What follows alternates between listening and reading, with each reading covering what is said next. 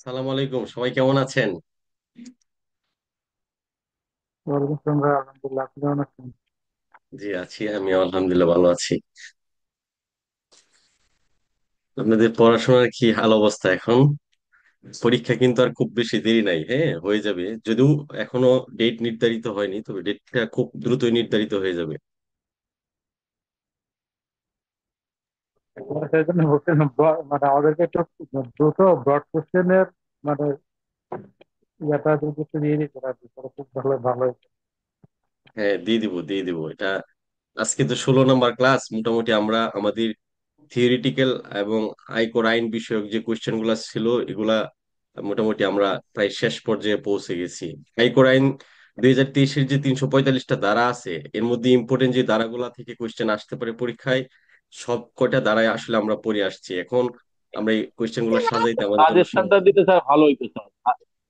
জি, সাজেশনটা দিলে ভালো হইতো স্যার। হ্যাঁ, সাজেশনটা এই সপ্তাহে দিয়ে দেবো ইনশাল্লাহ। সাজেশনটা দিলে স্যার পড়া দিলে মানে তখন স্যার পড়া শুরু হবে সত্যিকার অর্থে স্যার। তাই? শর্ট কোশ্চেন 20-25 যাই হোক 25টা হইলেও মানে তখন আমরা আসলে টেনে ফেলতে পারবো আর কি। আচ্ছা, এই সপ্তাহে ইনশাল্লাহ দিয়ে দিব। হ্যাঁ, এই সপ্তাহে সাজেশন দিয়ে দিব। জি ভাই, থ্যাংক ইউ। আর স্যার আপনি যেভাবে পড়াইছেন না স্যার, আপনার এখন পড়তে সমস্যা হবে না, সবকিছু মানে ইয়ে রাইট, করা যাবে, সহজভাবে পড়া যাবে। Right, right. ঠিক আছে, আমাদের প্রিভিয়াস যে ক্লাসগুলো হয়েছে এখান থেকে কোনো কোয়েশ্চেন অ্যারাইজ হয়েছে কি আপনাদের বুঝতে সমস্যা বা এই জাতীয় কোনো কোয়েশ্চেন থাকলে আপনারা কোয়েশ্চেন করতে পারেন। যেমন গত ক্লাসে আমরা আলোচনা করেছি একটা ইম্পর্টেন্ট বিষয়, যে বাংলাদেশে আয়কর বিচার ব্যবস্থা, কিভাবে একজন করদাতা প্রতিকার পেতে পারেন, তার জন্য যে যে রাস্তাগুলা খোলা আছে, তার জন্য যে যে রাস্তাগুলার কথা আইনে বলা আছে, এই টোটাল সামারিটা আমরা গত ক্লাসে দেখেছি। একজন করদাতা আহ, সে যদি চিন্তা করে যে তার উপর অত্যাধিক হারে কর নির্ধারণ করে দেওয়া হয়েছে, তাহলে সে প্রতিকারের জন্য 6টা জায়গায় যেতে পারে। এর মধ্যে প্রথম যে জায়গাটা সেটা হচ্ছে আপিল, দ্বিতীয় আহ, প্রথম যে জায়গাটা সেটার নাম হচ্ছে রিভিশন, দ্বিতীয় জায়গাটার নাম হচ্ছে আপিল, এরপর হচ্ছে ট্রাইব্যুনাল, এরপর হচ্ছে সুপ্রিম কোর্টের আপনার হাইকোর্ট ডিভিশনে রেফারেন্স মামলা দায়ের দায়ের করতে পারে, অথবা সুপ্রিম কোর্টের আপনার আপিলেট ডিভিশনেও যদি হাইকোর্টে অনুমতি দেয় আপিলেট ডিভিশনেও গিয়ে প্রতিকার চাইতে পারে। আরেকটা জায়গা হচ্ছে এডিআর। এডিআর থেকে কিন্তু সরাসরি ভাবে 10 মার্কসের কোয়েশ্চেন আপনারা পাবেন, কারণ যেহেতু সিলেবাস এটা বলা আছে এবং এটা একটা ইম্পর্টেন্ট বিষয়। এডিআর আসলে বাংলাদেশে কোনো এডিআর এর কোনো প্রতিষ্ঠান নাই।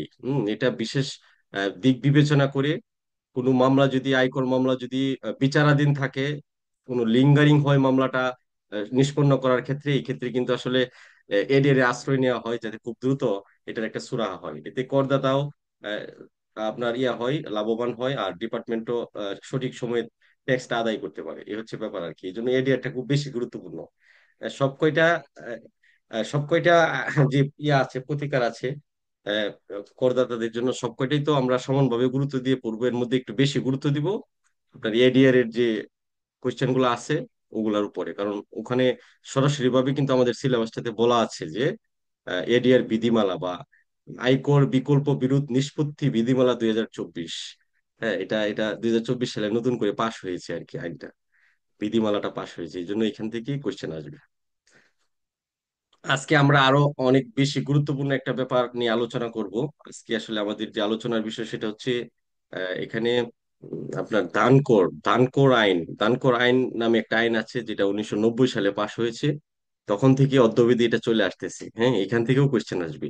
আমাদের আইটি পরীক্ষার সিলেবাসে স্পষ্টভাবে যে কয়টা বিষয়ের উল্লেখ আছে, এর মধ্যে আরেকটা বিষয় হচ্ছে দানকর আইন 1990। এই বিষয়ে আজকে আমরা বিস্তারিত পড়ব। আমরা তো আহ দান পাই বা দান করি, আমাদের আত্মীয় স্বজনের মধ্যে বা যারা প্রিয় ভাজন তাদেরকে আমরা দান করি বা তাদের কাছ থেকে আমরা দান পাই। এই দানের ব্যাপারটা আপনি ইনকাম ট্যাক্স ফাইলে কিভাবে, ট্যাক্স ফাইলে কিভাবে শো করবেন, তার আদ্যোপান্ত বা বিস্তারিত এই আয়কর আইন দান কর আইন 1990 উল্লেখ আছে। হ্যাঁ, আমরা সেই বিষয়টা খুব ভালোভাবে আজকে দেখবো। এই হচ্ছে ব্যাপার আসলে। ইনকাম ট্যাক্স ডিপার্টমেন্ট তো মূলত কাজ করে কি নিয়ে, যে সরকারের রাজস্ব যাতে ক্ষতিগ্রস্ত না হয় বা সরকার যাতে রাজস্ব না হারায়। যেহেতু একটা আপনার নিয়ম অনুযায়ী জনগণের ট্যাক্স জনগণের কাছ থেকে ট্যাক্স নিয়ে সরকার সার্বিক অর্থে অর্থনৈতিক ব্যবস্থাটা নিয়ন্ত্রণ করে। সরকারের যত প্রকার ব্যয় আছে, খরচ আছে, এটা কিন্তু আসলে ট্যাক্সের টাকায় হয়ে থাকে।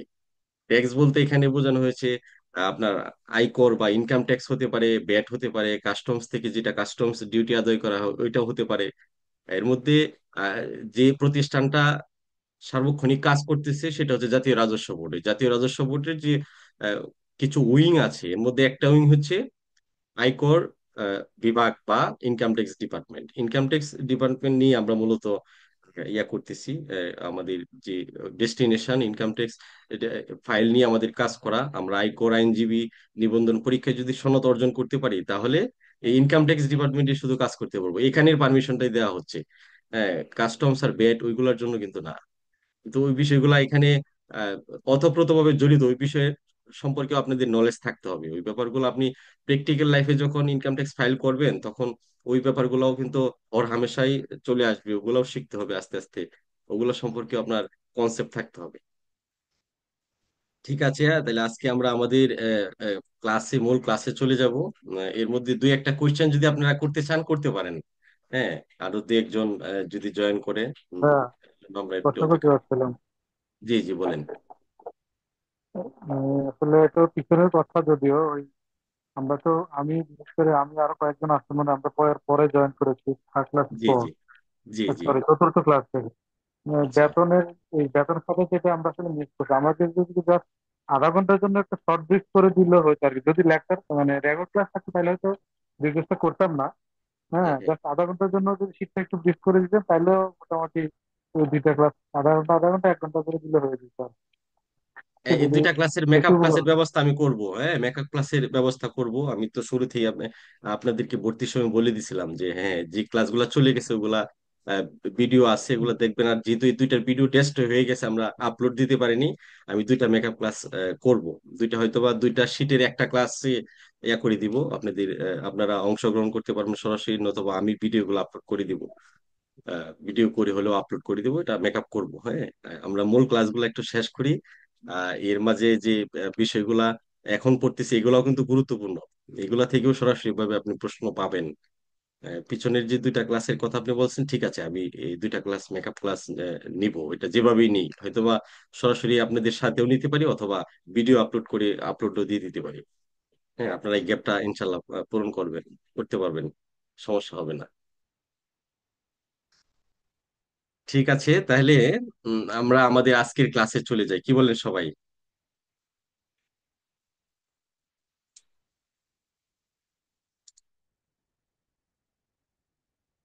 আপনাদের যদি কোনো বিষয় সম্পর্কে কোয়েশ্চেন ক্রিয়েট হয়, আপনারা একটু নোট ডাউন করে রাখেন। আমি যখন প্রশ্ন নিব আপনারা প্রশ্ন করতে পারবেন। এখন সবাইকে আমি মিউট করে দেই। হুম। আজকে আমাদের লেকচারটাতে চলে যাই। আজকে আমরা অত্যন্ত গুরুত্বপূর্ণ একটা বিষয় নিয়ে আলোচনা করব। লেকচার শিটটা প্রথমে শেয়ার করে নেই।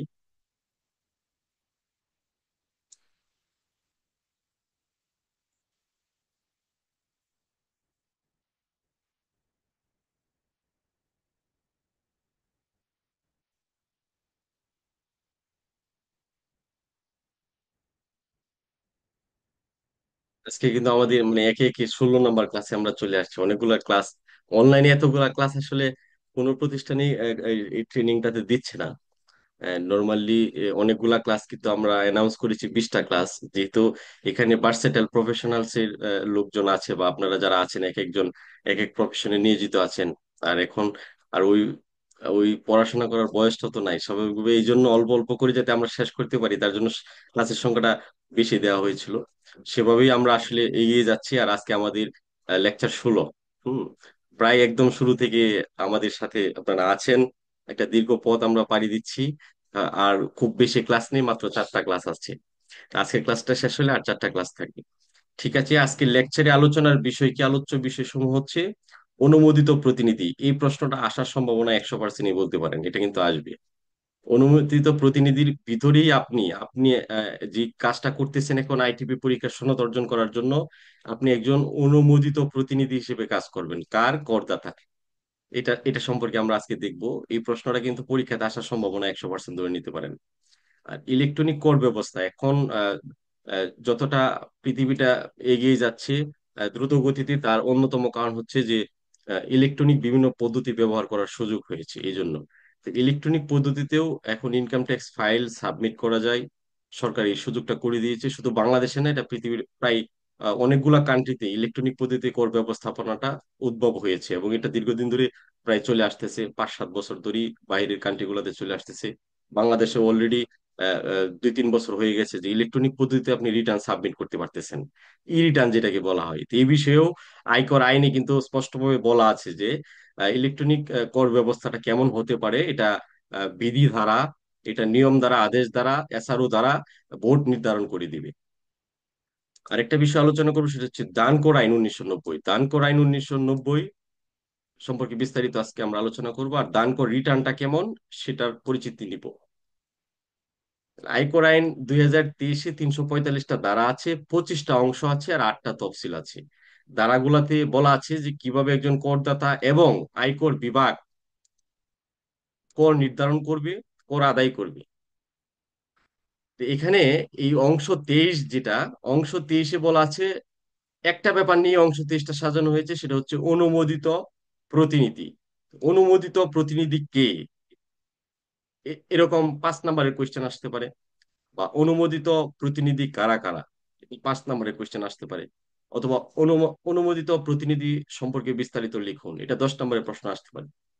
তো এটা 327 দ্বারাই বলা আছে যে হাজিরার জন্য অনুমোদিত প্রতিনিধি। হাজিরার জন্য অনুমোদিত প্রতিনিধি মানেটা কি? মানেটা হচ্ছে কোন করদাতা যিনি এই আইনের অধীন কোন কার্য দ্বারার সহিত সংশ্লিষ্ট কোন আয়কর কর্তৃপক্ষ বা আপিল ট্রাইব্যুনালে উপস্থিত হইবার উপযুক্ত প্রয়োজন, সেই ক্ষেত্রে ধারা 221 এর অধীন ব্যক্তিগতভাবে উপস্থিত হওয়া ব্যতীত, মানে 221-এ বলা আছে ভিন্ন একটা বিষয়, যে একজন করদাতা, করদাতার কাছে যদি বকেয়া থাকে, তাহলে বকেয়াটা কিভাবে আদায় করতে হয়। বকেয়াটা আদায় করার মধ্যে ধরেন একটা উদাহরণ হতে পারে যে করদাতার বাড়িতে যে গ্যাসের লাইন আছে, বিদ্যুতের লাইন আছে, এগুলাকে বিচ্ছিন্ন করে দেওয়া। এটা 221 ধারে বলা আছে। তাহলে বিচ্ছিন্নটা করবে কে? করদাতাকে তো কেউ একজনই সেবাটা দিচ্ছে, ওই সেবা প্রদানকারী প্রতিষ্ঠান বিচ্ছিন্ন করবে। এই সেবা প্রদানকারী প্রতিষ্ঠানকে ইনকাম ট্যাক্স অফিস চিঠি দিবে যে আপনি ওই ওই করদাতার বাসায় যে বিদ্যুৎ সরবরাহ করেছেন, এটা লাইনটা বিচ্ছিন্ন করে দেন। তাহলে এখানে এই করদাতার বাসায় বিদ্যুৎ সরবরাহ করতেছে পিডিবি, অথবা ধরেন ডেস্কো বা বিদ্যুৎ সরবরাহকারী যে সমস্ত প্রতিষ্ঠান আছে তারা। তাহলে ইনকাম ট্যাক্স ডিপার্টমেন্ট ওই প্রতিষ্ঠানে চিঠি দিবে, ওই প্রতিষ্ঠান বিদ্যুৎ সংযোগ বন্ধ করে দিবে। এর মানে ওই আপনার ওই প্রতিষ্ঠানটা বা বিদ্যুৎ সংযোগ যারা দিচ্ছে বা গ্যাস সংযোগ যারা দিচ্ছে, তারা অনুমোদিত প্রতিনিধি না। এই এই কথাটা দ্বারা এটাই বোঝানো হয়েছে যে তারা 221 এর অধীন ব্যক্তিগতভাবে উপস্থিত হওয়া ব্যতীত, মানে 221-এর যাদের কথা বলা হয়েছে ওই সমস্ত ব্যক্তি ব্যতীত, যদি কোনো ব্যক্তি করদাতা নিয়োজিত করে দেন বা করদাতার পক্ষ হয়ে কোথাও হাজির হন ইনকাম ট্যাক্স অফিসে, বা আপনার আপিলের ক্ষেত্রে আপিলে অথবা ট্রাইব্যুনালে, যদি করদাতার পক্ষ হয়ে করদাতা যদি কাউকে পাওয়ার দিয়ে দেন, বা করদাতা যদি কাউকে অনুমতি দিয়ে দেন, সেই অনুমোদিত প্রতিনিধি ওই করদাতার পক্ষ হয়ে সকল ধরনের ব্যাখ্যা, জবাব বা আনুষঙ্গিক কার্যকলাপগুলো সম্পাদন করতে পারবে। তো এই অনুমোদিত প্রতিনিধি কারা, এখানে স্পষ্টভাবে বলা আছে উপধারা 2-এ, দেখেন যে করদাতার পিতা মাতা, স্বামী বা স্ত্রী, পুত্র কন্যা, ভাই বা বোন, মানে এখানে 8টা সম্পর্কের কথা বলা আছে। তো করদাতা নিজে যদি কোনো একটা নোটিশের প্রেক্ষিতে ইনকাম ট্যাক্স অফিসে না যাইতে পারে, অথবা ব্যাখ্যা নিজে কোনো কারণে প্রদান না করতে পারে, তার ব্যস্ততার কারণে বা সে দেশে না থাকার কারণে, বা সে এই বিষয়টাকে ভয় পায়, এই জন্য নানান কারণে হতে পারে, তাহলে সে তার পিতাকে পাঠাইতে পারে, মাতাকে পাঠাইতে পারে হাজিরার জন্য, স্বামীকে পাঠাইতে পারে, অথবা স্ত্রীকে পাঠাইতে পারে, স্বামী স্ত্রীকে পাঠাইতে পারে, স্ত্রী স্বামীকে পাঠাইতে পারে, পুত্রকে পাঠাইতে পারে, কন্যাকে পাঠাইতে পারে, ভাইকে পাঠাইতে পারে, বোনকে পাঠাইতে পারে। মানে হচ্ছে করদাতার পক্ষ হয়ে এই 8 সম্পর্কের ব্যক্তিরা হাজিরা দিতে পারবেন।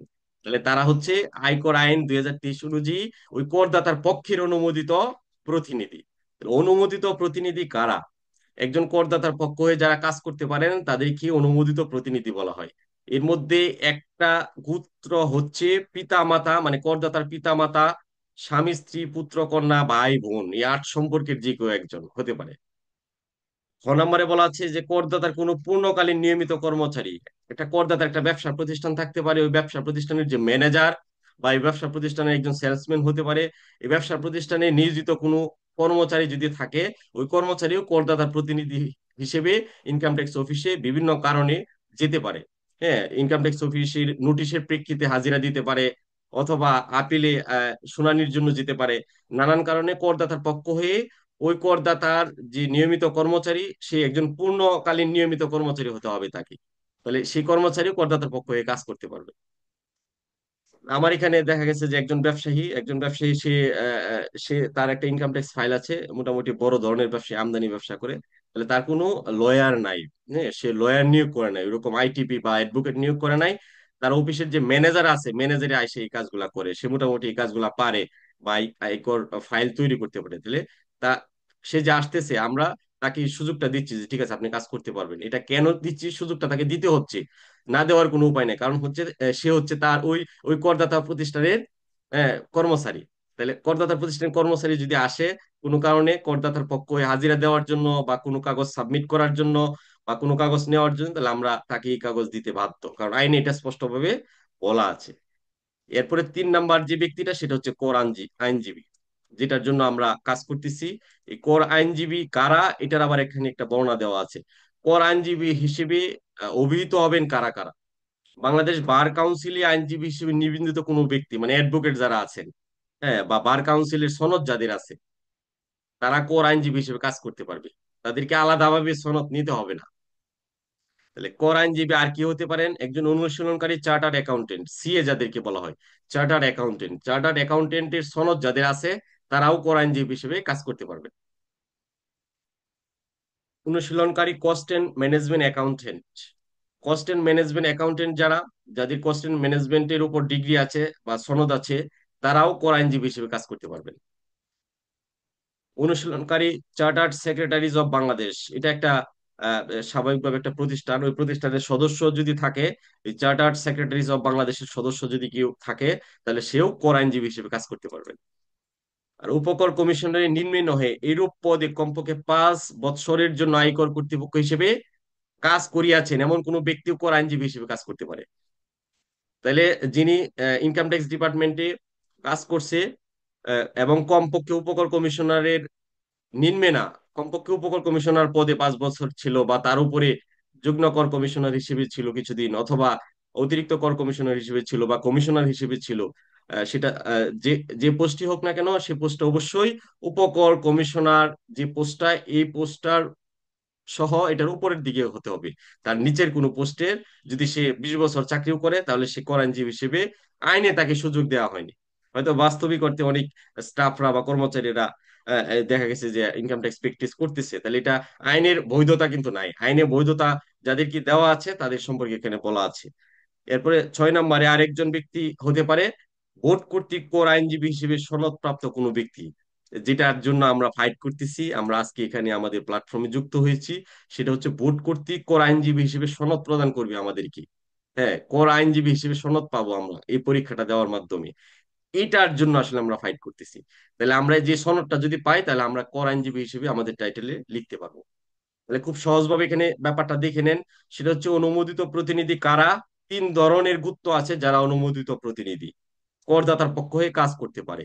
প্রথম গুত্তটা হচ্ছে পিতা মাতা স্বামী স্ত্রী পুত্র কন্যা ভাই বোন, এই 8টা সম্পর্ক। দ্বিতীয় গুত্রটা হচ্ছে করদাতার কোনো পূর্ণকালীন নিয়মিত কর্মচারী। আর তৃতীয় গুত্রটা হচ্ছে কর আইনজীবী। এই কর আইনজীবীর ভিতরে আবার 6 ধরনের ব্যক্তি হতে পারে। কারা কারা? দেখেন, এই প্রশ্নটা কিন্তু মুখস্থ করতে হবে, এটা কিন্তু আসবে পরীক্ষায়। কারা কর আইনজীবী এভাবে আসতে পারে, শুধু এই 6টা ব্যাপারের জন্য কোয়েশ্চেন হতে পারে। বা অনুমোদিত প্রতিনিধি কারা, 10 নম্বরের প্রশ্ন আসলে কিন্তু আপনাকে কর আইনজীবী যারা যারা সবার নামও লিখে দিতে হবে। তাহলে কর আইনজীবী কারা? এই 6 ধরনের ব্যক্তিদের কি কর আইনজীবী বলা হয়? কারণ তারা করদাতার পক্ষ হয়ে কাজ করতে পারে। যদি বার কাউন্সিলে কারো সনদ থাকে, তাহলে তাকে আর কোনো কিছু সনদ নিতে হবে না, আর কোনো সনদ নেওয়ার প্রয়োজন নাই। সে স্বাভাবিকভাবে একজন কর আইনজীবী হিসেবেও কাজ করতে পারবে। একজন চার্টার অ্যাকাউন্টেন্ট কর আইনজীবী হিসেবে কাজ করতে পারবে। আর অনুশীলনকারী কস্টের ম্যানেজমেন্ট অ্যাকাউন্টেন্ট যারা, তারাও কর আইনজীবী হিসেবে কাজ করতে পারবে।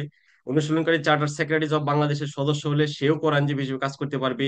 আর উপকর কমিশনারের নিম্নে নহে, মানে উপকর কমিশনার হচ্ছে ইনকাম ট্যাক্স ডিপার্টমেন্টের একটা পোস্টের নাম বা পদের নাম, একটা সার্কেলের প্রধান হয় উপকর কমিশনার। এই উপকর কমিশনারের নিম্নে নহে এরূপ কোনো পদে কমপক্ষে তার 5 বছরের চাকরি করার অভিজ্ঞতা থাকতে হবে, তাহলেও সে কর আইনজীবী হিসেবে কাজ করতে পারবে। বোর্ড কর্তৃক কর আইনজীবী হিসেবে সনদপ্রাপ্ত কোনো ব্যক্তি, এই যে বোর্ড আইটিপি পরীক্ষা নিচ্ছে অথবা টিআরপি পরীক্ষা নিবে হয়তো বা, বা এই জাতীয় যদি কোনো সনদ পরীক্ষা নেই, সনদ পরীক্ষা নেওয়ার মাধ্যমে সনদ দেয় কাউকে, তাহলে সেও কর আইনজীবী হিসেবে কাজ করতে পারবে। হ্যাঁ, এ হচ্ছে অনুমোদিত প্রতিনিধির ব্যাপার বা বিষয়। এখানে আরো কয়েকটা গুরুত্বপূর্ণ বিষয় আছে, যে প্রত্যেক কর আইনজীবীকে, যারা কর আইনজীবী হিসেবে আপনার ইয়া হচ্ছে, আপনার পরিচিতি পাচ্ছে, তাদেরকে বোর্ডের সহিত নিবন্ধিত কোনো কর আইনজীবী সমিতির সদস্য হইতে হবে। তাহলে আপনি এই সনদ পাওয়ার পরে আপনাকে আহ, কর আইনজীবী একটা সমিতি আছে, এই সমিতিটা আবার বোর্ডে নিবন্ধিত করা আছে, জাতীয় রাজস্ব বোর্ড এটার অনুমতি দিয়ে দিয়েছে। তাহলে ওই ওই সমিতিতে আপনাকে সদস্য হইতে হবে। সদস্য হওয়ার ব্যাপারটা এখানে আবশ্যকীয় বা বাঞ্ছনীয়, যেটা ফর্মালিটি মেনটেন করতে হয় একটা গুত্বের সদস্য হওয়ার জন্য। আর বোর্ড কর আইনজীবী সমিতির নিবন্ধন প্রদান করিবে এবং বোর্ডের সহিত নিবন্ধিত নহে এরূপ কোন আইনজীবী সমিতি কর আইনজীবী সমিতি হিসেবে গণ্য হইবে না। তাহলে আইনজীবী সমিতি অবশ্যই বোর্ড কর্তৃক অনুমোদিত থাকতে হবে বা বোর্ড কর্তৃক নিবন্ধিত হতে হবে। আর নিম্নবর্ণিত বিষয়ে বোর্ড বিধি প্রণয়ন করিতে পারবে কিরকম? কর আইনজীবী হিসেবে সনদ প্রাপ্তি ও বাতিল, সনদ যে আপনাকে দিল, এটা সম্পর্কে কিভাবে সনদটা দিবে, এটা বোর্ডের কিন্তু একটা বিধি মালা করা আছে। হ্যাঁ, বা এই প্রক্রিয়ায় সনদটা দেওয়া হবে, যেমন আইটিপি পরীক্ষার মাধ্যমে, কর আইনজীবী পরীক্ষার মাধ্যমে সনদ দেওয়া হবে।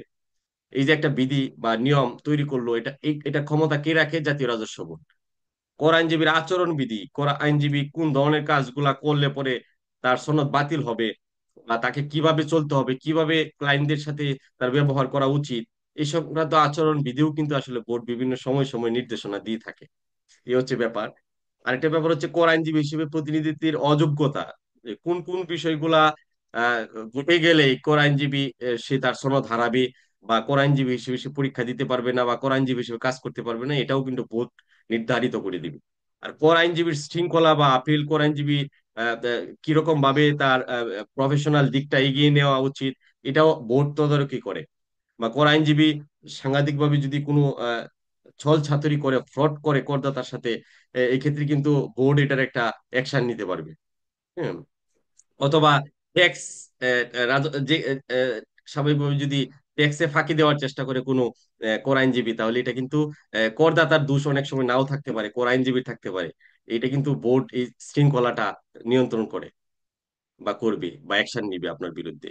কর আইনজীবী হিসেবে নিবন্ধন ও পরিচিতি পত্র এই বোর্ড কর্তৃক দেওয়া হবে। এ হচ্ছে ব্যাপার। তাহলে দ্বারা 327-এ হাজিরার জন্য অনুমোদিত প্রতিনিধি, যে শব্দটা মোস্ট ইম্পর্টেন্ট, যেটার জন্য আমরা ফাইট করতেছি, এটার উপর একটা প্রশ্ন তো আসবেই বা আসতেই পারে, এটা খুব কমন সেন্সে বোঝা যাচ্ছে। তাহলে এখান থেকে প্রশ্নটা না আসার সুযোগ নেই, আসবেই, আপনি নিশ্চিত থাকেন। তাহলে আপনি এখানে, আমি আশা করি এখান থেকে আপনি 10 নম্বরের প্রশ্ন পাবেন। তাহলে এই এই যে কয়েকটা কথা বললাম, এই কথাগুলো যদি আপনি মনে রাখেন বা মনে রাখতে পারেন, এগুলো শুধু মনে না, এগুলো একটু মুখস্থ রাখা উচিত, কারণ আপনি এখানে অন্তর্ভুক্ত। আপনি এই জায়গাটায় আছেন, আপনার অস্তিত্বটা যে দ্বারা আলোচনা করা হয়েছে, এই ধারাটা সম্পর্কে তো আপনার জ্ঞান থাকতেই হবে। হ্যাঁ, এই হচ্ছে ব্যাপার। আর আপনি কি হিসেবে কাজ করতেছেন, আপনি যে জনগণের বা করদাতার আপনার প্রতিনিধি হিসেবে সেবা দিচ্ছেন, আপনার ক্ষমতা কতটুকু, বা আইনের কোন ধারায় আপনাকে এই ক্ষমতাটা দিয়ে দেওয়া হয়েছে, এটা আপনার জানা উচিত। তাহলে এই জন্য আপনাকে এই ধারাটা মুখস্থ করতে হবে, এবং এই ধারাটা মুখস্থ করলে পরে এখান থেকে কিন্তু আপনি আইটিপি পরীক্ষার প্রশ্ন পাবেন। এই হচ্ছে ব্যাপার। তো এখন আসেন, আয়কর আইন 2023-এ 345টা ধারা আছে, 25টা অংশ আছে, আর 8টা তফসিল আছে। অংশগুলা বিভিন্ন বিষয় নিয়ে আলাদা আলাদা ভাবে আলোচনা করে। যেমন আপনার অংশ 23-এ শুধু অনুমোদিত প্রতিনিধি নিয়ে আলোচনা করা হয়েছে, এখানে কিন্তু আর কোনো ধারা নাই। আর অংশ 24 দেখেন, আরেকটা অংশ আছে, এখানে আরেকটা ধারা নিয়ে আলোচনা করেছে, মোস্ট ইম্পর্টেন্ট। এখন ইনকাম ট্যাক্স ডিপার্টমেন্ট যে দিকে আগাচ্ছে, সে বিষয়ে নির্দেশনা কিন্তু এইখান থেকে আসে, 328 ধারা অনুযায়ী। ইলেকট্রনিক কর ব্যবস্থা, ইলেকট্রনিক ট্যাক্স ম্যানেজমেন্ট যেটা আর কি, বা ই ট্যাক্স বলেন।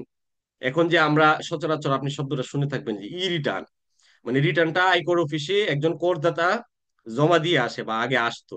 এখন আরেকটা সহজ রাস্তা করে দেওয়া হয়েছে যে ইলেকট্রনিক পদ্ধতিতেও আপনি রিটার্ন জমা দিতে পারবেন। তাহলে এটা কিসের ভিত্তিতে করা হয়েছে, এই সুযোগটা কিভাবে সৃষ্টি হয়েছে? এটা 328 ধারা অনুযায়ী এই ব্যবস্থাপনাটা শুরু হয়েছে। 328 ধারায় বলা আছে যে ইলেকট্রনিক কর ব্যবস্থাপনার কথা। তাহলে এখান থেকে এই প্রশ্নটাও কিন্তু পরীক্ষার জন্য ব্রড কোশ্চেনের জন্য ইম্পর্টেন্ট, আবার শর্ট কোশ্চেন হিসেবে আসতে পারে, আবার এটার উপর একটা অনুচ্ছেদও আসতে পারে। বাংলা আর কোনো প্রশ্ন আসলো না, বলে দিল যে ইলেকট্রনিক কর ব্যবস্থাপনা সম্পর্কে লিখুন, বা ইলেকট্রনিক কর ব্যবস্থাপনা সম্পর্কে একটি অনুচ্ছেদ লিখুন। তাহলে এটা এটা এটা কিন্তু এক্সপান্ডেড একটা আনসার হতে পারে। হ্যাঁ, তো এটাকে কিন্তু গুরুত্ব দিতে হবে। এটা এটা আপনাকে পড়তে হবে, কারণ এখন ইনকাম ট্যাক্স ডিপার্টমেন্টটা টোটালি ইলেকট্রনিক কর ব্যবস্থাপনার দিকে এগিয়ে যাচ্ছে। তাহলে এটা আমরা একটু দেখি এখানে কি আলোচনা করা হয়েছে। এখানে একটা উদাহরণ দিই, কিছুদিন আগে একটা আদেশ জারি হয়েছে, জাতীয় রাজস্ব বোর্ড একটা আদেশ জারি করছে। আদেশটা হচ্ছে যে ইলেকট্রনিক পদ্ধতিতে বা ই রিটার্ন কাদের জন্য দাখিল বাধ্যতামূলক। আসলে ই রিটার্ন সবাই দাখিল করতে পারে। এরপরেও সামগ্রিকভাবে সরকার বিবেচনা করে দেখলো যে সবাইকে তো আর একসাথে ই রিটার্নের আওতায় আনা সম্ভব হচ্ছে না। হ্যাঁ, কারণ মানুষ তো একটা কাজে অভ্যস্ত হইতে হবে প্রথমে। তাহলে প্রথমেই সরকার কিছু লোকদেরকে টার্গেট করে ফেলছে যে তাদেরকে এই বছর অবশ্যই ই রিটার্ন সাবমিট করতে হবে। কারা কারা? একটা আদেশের মাধ্যমে বলে দেওয়া আছে যে সকল সরকারি কর্মচারী যারা ঢাকা উত্তর সিটি কর্পোরেশন, যারা ঢাকা দক্ষিণ সিটি কর্পোরেশন, এরপর হচ্ছে আপনার গাজীপুর সিটি কর্পোরেশন এবং নারায়ণগঞ্জ সিটি কর্পোরেশনে সরকারি চাকরিজীবীর হিসেবে কোনো সার্কেলে নিবন্ধিত, বা এই সিটি কর্পোরেশন অধিভুক্ত এলাকায়, যে চারটা সিটি কর্পোরেশনের কথা বললাম, এলাকায় অধিভুক্ত, যদি তারা তারা কি করতে হবে, তাদেরকে অবশ্যই ই রিটার্ন সাবমিট করতে হবে। সরকার এই বাধ্যবাধকতাটা তাদের উপর চাপিয়ে দিল। সরকারি চাকরিজীবী যদি এই ঢাকা উত্তর সিটি কর্পোরেশন, ঢাকা দক্ষিণ city corporation, Gazipur city corporation আর হচ্ছে নারায়ণগঞ্জ সিটি কর্পোরেশন, এই চারটা সিটি কর্পোরেশনের বাইরে হয়, তাহলে সে আবার ম্যানুয়াল রিটার্নও দিতে পারবে, তার কোনো সমস্যা নাই। কিন্তু বাধ্যতামূলক করে দেওয়া হয়েছে এই চারটা সিটি কর্পোরেশন এলাকায় যত সরকারি চাকরিজীবী আছে, সে যদি একজন পিওনও হয়, তাহলে তাকে কি করতে হবে? ই রিটার্ন সাবমিট করতে হবে। আরেকটা গুরুত্বকে বলে দিচ্ছে, বাধ্য করে দিচ্ছে, সেটা হচ্ছে তফসিলি ব্যাংকে কর্মরত সকল কর্মকর্তা কর্মচারী। হ্যাঁ, চারটা আহ, গুত্বের অধীনে যারা আছে তাদেরকে এবছর বাধ্যতামূলকভাবে ই রিটার্ন সাবমিট করতে হচ্ছে। আরেকটা গুরুত্ব হচ্ছে আপনার মোবাইল টেলিকম সেবা প্রদানকারী যে সমস্ত প্রতিষ্ঠান আছে, ওখানে যে সমস্ত কর্মকর্তা কর্মচারী আছে তাদেরকেও বাধ্যতামূলকভাবে ই রিটার্ন সাবমিট করতে হবে। আরেকটা দফায় বলে দিছে, 4 নম্বর দফায়, যে আপনার ইউনিলিভার ইউনিলিভার একটা কোম্পানি, ইন্টারন্যাশনাল একটা কোম্পানি, ওই ইউনিলিভার কোম্পানিতে যারা কর্মরত আছেন তাদেরকে ব্রিটিশ আমেরিকান টোবাকো কোম্পানি, এরপরে আছে মেরিকো কোম্পানি, এটা একটা কোম্পানি, তিনটা, এরপরে হচ্ছে বার্জার পেইন্টস চারটা, বাটা শো, আর হচ্ছে নেসলে কোম্পানি, এই 6টা কোম্পানিকে বাধ্যতামূলক করে দেওয়া হয়েছে রিটার্ন সাবমিট করার জন্য। এর বাইরে যত বেসরকারি চাকরিজীবী আছে তারা আবার ম্যানুয়াল রিটার্ন সাবমিট করতে পারবে, কোনো সমস্যা নাই।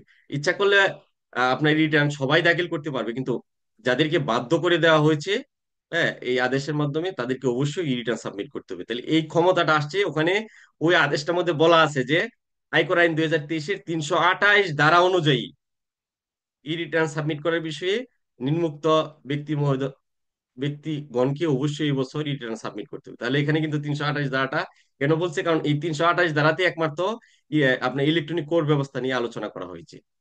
তাহলে আমরা একটু দেখি এখানে এই ব্যাপারটা কি। ব্যাপারটা হচ্ছে যে ক্ষেত্রে এই আইনের কোনো বিধানের অধীন কোনো রিটার্ন, তাহলে এখানে রিটার্নের কথাটা আসছে। রিটার্ন মানে হচ্ছে হচ্ছে একজন করদাতার আয় ব্যয় এবং সম্পদের হিসাব। উৎসে করে রিটার্ন, উৎসে করে রিটার্ন মানে হচ্ছে একটা কোম্পানির বা একটা ফার্মের যে ব্যয় হয়, ব্যয়ের এগেনস্টে যে টিডিএস কেটে রাখে, তার একটা হিসাব প্রতি মাসে মাসে জমা দিতে হয়, এটাকে উৎসে করে রিটার্ন বলা হয়। ওই উৎসে করে রিটার্নটা যে কোনো প্রকারের বিবৃতি হতে পারে, কিংবা আবেদন বা দাখিল কোন আয়কর কর্তৃপক্ষের নিকট বা কর আপিল ট্রাইব্যুনালে দাখিল করিতে হইবে, সেক্ষেত্রে উক্ত রিটার্ন বিবৃতি আবেদন বা দলিল বোর্ড কর্তৃক গৃহীত বা ইলেকট্রনিক অনুমোদিত ইলেকট্রনিক বা কম্পিউটার পাঠযোগ্য বা যন্ত্রে পাঠযোগ্য ফরমে পদ্ধতি দাখিল করা যাইবে। তাহলে এখানে বলা আছে যে ইলেকট্রনিক কর ব্যবস্থাপনা দ্বারা 328-এর প্রথম দফাটাতে বলা আছে যে আপনার অনুমোদিত যদি কোনো ইলেকট্রনিক পদ্ধতি বোর্ড অনুমতি দিয়ে থাকে, তাহলে ওই ইলেকট্রনিক পদ্ধতিতে আপনি কোনো রিটার্ন সাবমিট করতে পারবেন, কোনো তথ্য প্রদান করতে পারবেন, বা ওখান থেকে যদি কোনো তথ্য আপনি প্রিন্ট আউট করেন বা বের করেন বা পান, সেটাও একটা লিগেল প্রসিডিউরসে প্রাপ্তি আপনার জন্য।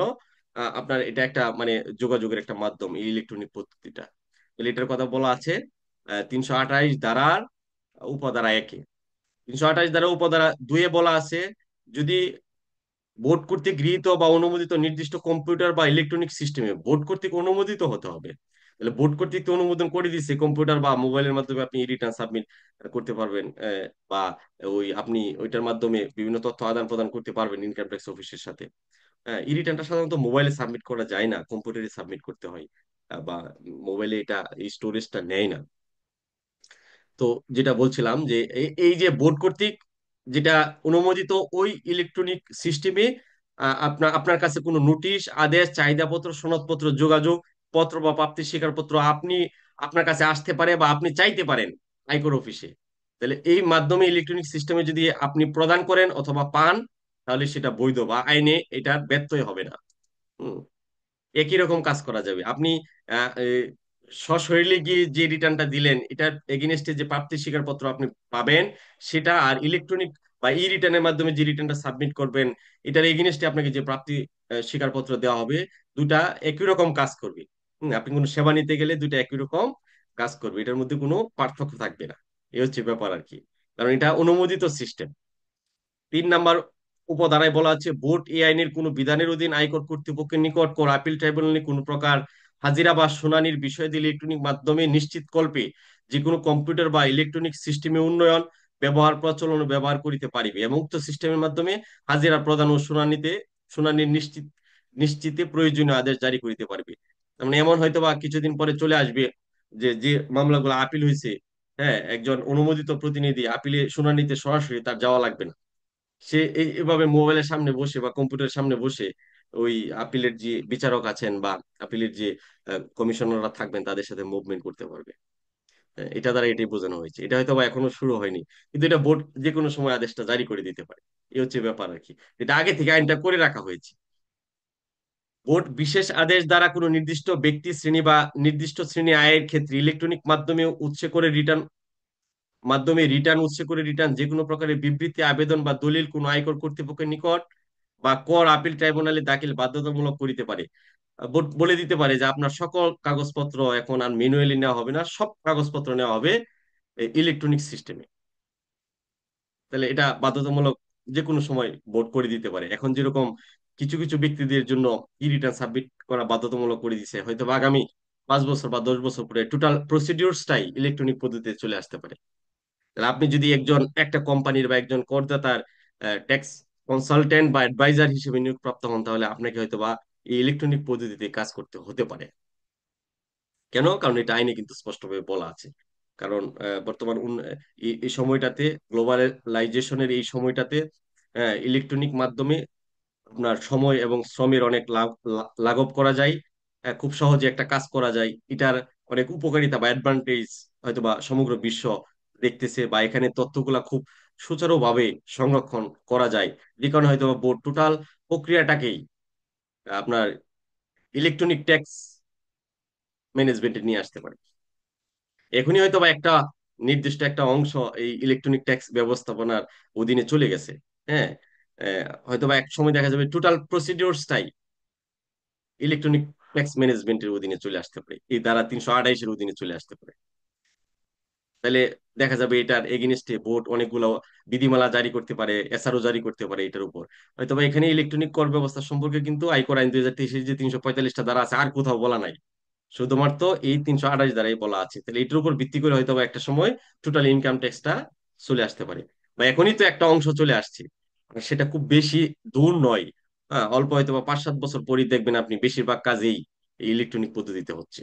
আপনাকে আর সরাসরি ইনকাম ট্যাক্স অফিসে যাওয়ার প্রয়োজন না হতে পারে। এই হচ্ছে ব্যাপার। এটা সুফলটা আমরা দেখতে পাচ্ছি যে স্বাভাবিকভাবে যদি আমরা ই রিটার্ন সাবমিট করি, তাহলে খুব সহজেই আমরা তথ্যগুলা খুব সাথে সাথে অ্যাকনোলেজমেন্ট আপনি পেয়ে যান, সার্টিফিকেট পেয়ে যান, রিটার্নটা ডাউনলোড করে রাখতে পারেন। আপনি কিন্তু অনেক হ্যাসেল থেকে মুক্তি পাচ্ছেন ই রিটার্ন সাবমিট করলে। এই জন্য আমি সবাইকে এই রিটার্ন সাবমিট করার জন্য পরামর্শ দিই। এবং এটা একটা সরকারের একটা যুগান্তকারী পদক্ষেপ যে আমাদের ইনকাম ট্যাক্স ডিপার্টমেন্টটাকে ইলেকট্রনিক কর ব্যবস্থাপনার অধীনে নিয়ে আসার চেষ্টা চালিয়ে যাচ্ছি। হ্যাঁ, আশা করি এটা সরকার সফল হবে এবং এটার জন্য আমরা সবাই সহায়তা করব। এই হলো ব্যাপার। এই দুইটা ধারা খুব ইম্পর্টেন্ট, এই জন্য দুইটা ধারা আমি আলাদাভাবে আজকের ক্লাসের জন্য রেখেছিলাম। তাহলে এই দুইটা ধারা আপনারা খুব মানে বারবার পড়তে পড়তে একদম প্রয়োজনে মুখস্থ করে ফেলবেন। এখান থেকে বিভিন্ন ক্রাইটেরিয়া প্রশ্ন আসতে পারে। কোন দুইটা ধারা? 327 এবং 328। 327 দ্বারাই অনুমোদিত প্রতিনিধি সম্পর্কে বলা আছে, আর 328 দ্বারাই ইলেকট্রনিক কর ব্যবস্থাপনা সম্পর্কে বলা আছে। এখন আমরা আয়কর আইনের যে 345টা ধারা আছে, এর মধ্যে ইম্পর্টেন্ট ধারাগুলো আমরা প্রায় সব কয়টা শেষ করে ফেলছি। আর কোনো ধারা আমাদের বাকি নাই যেগুলো আমাদের আইটিপি পরীক্ষার জন্য ইম্পর্টেন্ট। যে দুইটা ধারা ছিল এই দুইটা ধারা শেষ পর্যন্ত এখানে নিয়ে আসছি। আইটিপি পরীক্ষা আয়কর আইন 2023 ছাড়াও সিলেবাসে আরো কয়েকটা বিষয়ের ব্যাপার উল্লেখ আছে। এর মধ্যে একটা আছে দানকর আইন 1990। তাহলে দানকর আইন 1990 যেহেতু সিলেবাসে আছে, এখান থেকে 10 নম্বরের প্রশ্ন আসার সম্ভাবনা আছে। 10 মার্কসের প্রশ্ন আপনি এখান থেকে পাবেন। এখান থেকে কোনো ম্যাথ আসবে না বা ক্যালকুলেশন আসবে না, এখান থেকে থিওরিটিক্যাল কোয়েশ্চেন আসবে। কোনটা বেশি ইম্পর্টেন্ট এটাও বলে দিব। আমরা দানকর আইন সম্পর্কে একটু দেখি বিষয়টা কিরকম। হর হামেশায় আপনি ঘটনা শুনতে পাবেন যে আপনার এক আত্মীয় অমুককে দান করে দিছে বা অমুকের কাছ থেকে এটা পাইছে। আপনি হয়তো বা পেয়ে যেতে পারেন কারো কাছ থেকে দান। হ্যাঁ, 1 কোটি টাকা দান পেতে পারেন। এই যে আপনি দানটা পেলেন, এটা কিভাবে ট্যাক্স ফাইলে প্রদর্শন করবেন এটা কিন্তু আপনার জানা উচিত। এটা কিভাবে জানতে পারবেন? দান করাইন 1990 এর মাধ্যমে। এবং এটা ট্রিটটা কেমন হবে সে সম্পর্কেও এখানে বিস্তারিত আলোচনা করা আছে। তাহলে দান করা আইনটা 1990 সালে, আজকে থেকে প্রায় কত বছর আগে দেখছেন? প্রায় 35 বছর আগের যে আইন, এখনো এটাই চলে আসতেছে। তাহলে এটার প্রক্রিয়াটা কেমন আমরা একটু দেখি। এখানে এই দান কর আইনটা আসলে বোর্ডে আসলে পাশ করাইছে আর কি। জাতীয় রাজস্ব বোর্ডে এটা নিয়ন্ত্রণ করে। যেহেতু করের বিষয়, সকল ধরনের ট্যাক্সের বিষয় জাতীয় রাজস্ব বোর্ড নিয়ন্ত্রণ করে, এই দান কর আইনটা 1990 সালে পাশ হয়েছে। এবং এটা স্বাভাবিকভাবে এটা বোর্ড থেকে প্রণীত। এখানে প্রথমেই সকল আইনের মতো এই আইনটা তার ব্যত্যয় হয়নি। এখানে প্রথমেই 1 নাম্বার, এটা যেহেতু আইন তাহলে ধারা এখানে বেশ কয়েকটা ধারা আছে, খুব বেশি না, অল্প কয়েকটা ধারা। তাহলে এই কয়টা ধারা আছে আমরা একটু দেখি দান কর আইনে। হম দান কর আইনে ধারা আছে কয়টা একটু মুখস্থ রাখতে পারেন। 21টা ধারা আছে। এর মধ্যে প্রথম যে ধারাটা, এখানে স্বাভাবিকভাবে সকল ধারাতে এটা শিরোনাম এবং সংজ্ঞা দেওয়া থাকে। এই এই দান কর আইনেও তার ব্যতিক্রম নয়। হ্যাঁ, প্রথম ধারায় বলা আছে সংক্ষিপ্ত শিরোনাম এবং প্রবর্তন 1990 সালে এই আইনটা পাশ হয়। এই জন্য বলে দিচ্ছি এই আইন দান কর আইন 1990 নামে অভিহিত হইবে। 1 জুলাই 1990 সাল হতে এটা বলবৎ হয়। যদি এমসিকিউ আকারে বা ব্রিফ কোশ্চেন আকারে আসে যে দান কর আইনটা কত তারিখ থেকে বলবৎ হয় বা ইফেক্টিভ কার্যকর হয়, ইফেক্টিভের বাংলা হচ্ছে বলবৎ। ধারা 2 বলা আছে সংজ্ঞা কিছু বিষয়, যে আপিলার ট্রাইব্যুনাল মানে কি? আপিলার ট্রাইব্যুনাল হচ্ছে টেক্সাস আপিলেট ট্রাইব্যুনাল, আয়কর আইনের অধীন গঠিত হয়। আর আয়কর আইন অর্থ আয়কর আইন 2023-এর যে 2023 সালে 12 নং আইন, এটাকে বোঝানো হয়। আর উপকর কমিশনার মানে হচ্ছে একটা সার্কেলের যে প্রধান তাকে উপকর কমিশনার বা ডেপুটি কমিশনার অফ ট্যাক্সেস বলা হয়। আর কর আদায় কর্মকর্তা মানে হচ্ছে ট্যাক্স রিকভারি অফিসার। এটা একটা পোস্টের নাম আর কিছু না। ইনকাম ট্যাক্স অফিসের একটা পোস্টের নাম হচ্ছে ট্যাক্স রিকভারি অফিসার। সাধারণত উপকর কমিশনার যে পোস্টে হোল্ড হয় এই পোস্টেই একজন ট্যাক্স রিকভারি অফিসার। হ্যাঁ, সে আরেকটা নামে আরেকটা চেয়ারে বসে, এই হলো ব্যাপার। করদাতা বলিতে যাহার দ্বারা এই জিনিসটা একটু বোঝার চেষ্টা করেন। করদাতা এখানে দান কর আইনে করদাতা কি? দান কর আইনে তো দান কর দিবে। তাহলে দান কর কে দিবে? যে পাবে সে দিবে, দানটা যে পেলো সে দিবে, নাকি যে দানটা করলো সে দিবে? এখানে স্পষ্ট করে দেওয়া আছে দেখেন। করদাতা বলিতে যাহার দ্বারা দান কর পদেয় বা যাহার সম্পর্কে দান কর ধার্য করিবার উদ্দেশ্যে এই আইনের অধীন কোন কার্য দ্বারা গ্রহণ করা হয় বা হইতে পারে তাহাকে বুঝাইবে। তাহলে স্বাভাবিকভাবে যে দান করে সেই দান করটা দেয়। দান বলিতে এক ব্যক্তি কর্তৃক অন্য কোনো ব্যক্তিকে স্বেচ্ছায় অর্থ বা অর্থমূল্যের প্রতি লাভ ছাড়া কোনো স্থাবর বা অস্থাবর সম্পত্তি হস্তান্তর বোঝাইবে। তাহলে দান একজন ভাই ভাই কি করতে পারে, ভাই বোন কি করতে পারে, স্বামী স্ত্রী কি করতে পারে, ঠিক একই রকম ভাবে রক্তের ব্লাড কানেকশন ছাড়াও কিন্তু একজন আরেকজনকে দান করতে পারে। হুম আমি আমার বন্ধুকে, আমার ভাল লাগছে, আমি আমার বন্ধুকে আহ, দান করে দিলাম। আপনার একটা লোকের সাথে আপনার হঠাৎ করে পরিচয় হয়েছে, তাকে আপনার এত ভালো লাগছে যে আপনি তাকে কিছু টাকা দান করে দিলেন। বা আপনি একটা ফ্ল্যাট দান করে দিলেন তাকে, তাহলে দান যে কেউ যে কাউকে করতে পারে, এটা তার মর্জির উপর ডিপেন্ড করে। তবে এটার ক্রাইটেরিয়াটা ভিন্ন ভিন্ন ক্রাইটেরিয়া। এরপরে 6 নম্বরে একটা সংজ্ঞা বলা আছে পরিদর্শী যুগ্ম কর কমিশনার। এটার ইংলিশ হচ্ছে inspecting joint commissioner of taxes. এটাও ইনকাম ট্যাক্স ডিপার্টমেন্টের একটা পোস্টের নাম। আর বিধি মানে হচ্ছে এই আইনের অধীন প্রণীত বিধি। তাহলে এই দান কর আইন 1990 এর অধীনে একটা বিধিমালাও করা হয়েছে, পাশ করা হয়েছে, যেটাকে বলা হয় দান কর আইন বিধিমালা 1990। তাহলে বিধিমালাতে সাধারণত ওই ফরম টরম উল্লেখ করা আছে আর কি, যে দান কর রিটার্নটা কেমন হবে, এটার জন্য দাবির নোটিশটা কেমন হবে, ফর্ম টর্ম গুলো উল্লেখ করা আছে। তাহলে দান কর আইন 1990, আবার দান কর বিধিমালা 1990। হ্যাঁ, ছোট ছোট 2-3 পেজের আর কি, বড় নাই আইনটা।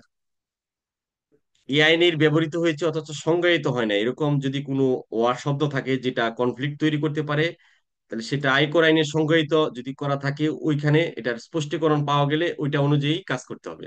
তাহলে দান কর আইনটা কাকে বেস করতেছে? আয়কর আইনটাকে।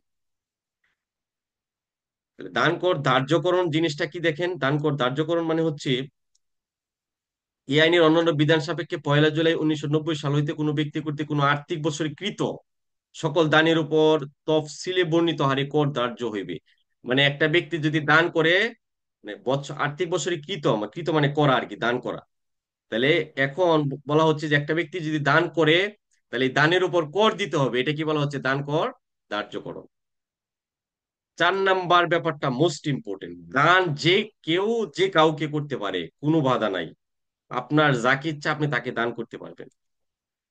এর মধ্যে 4 নাম্বারে যাদের নাম উল্লেখ আছে তাদেরকে দান করলে আর দান, মানে আপনি যদি এই 4 নাম্বারে যে সমস্ত ব্যক্তিদের কথা বলা আছে, হ্যাঁ, তাদেরকে যদি দান এই ক্ষেত্রে যদি দান করা হয়, তাহলে এই ক্ষেত্রে দান কর দিতে হয় না। তাহলে কাদেরকে দান করলে দান কর দিতে হয় না, এটা কি বলা হচ্ছে?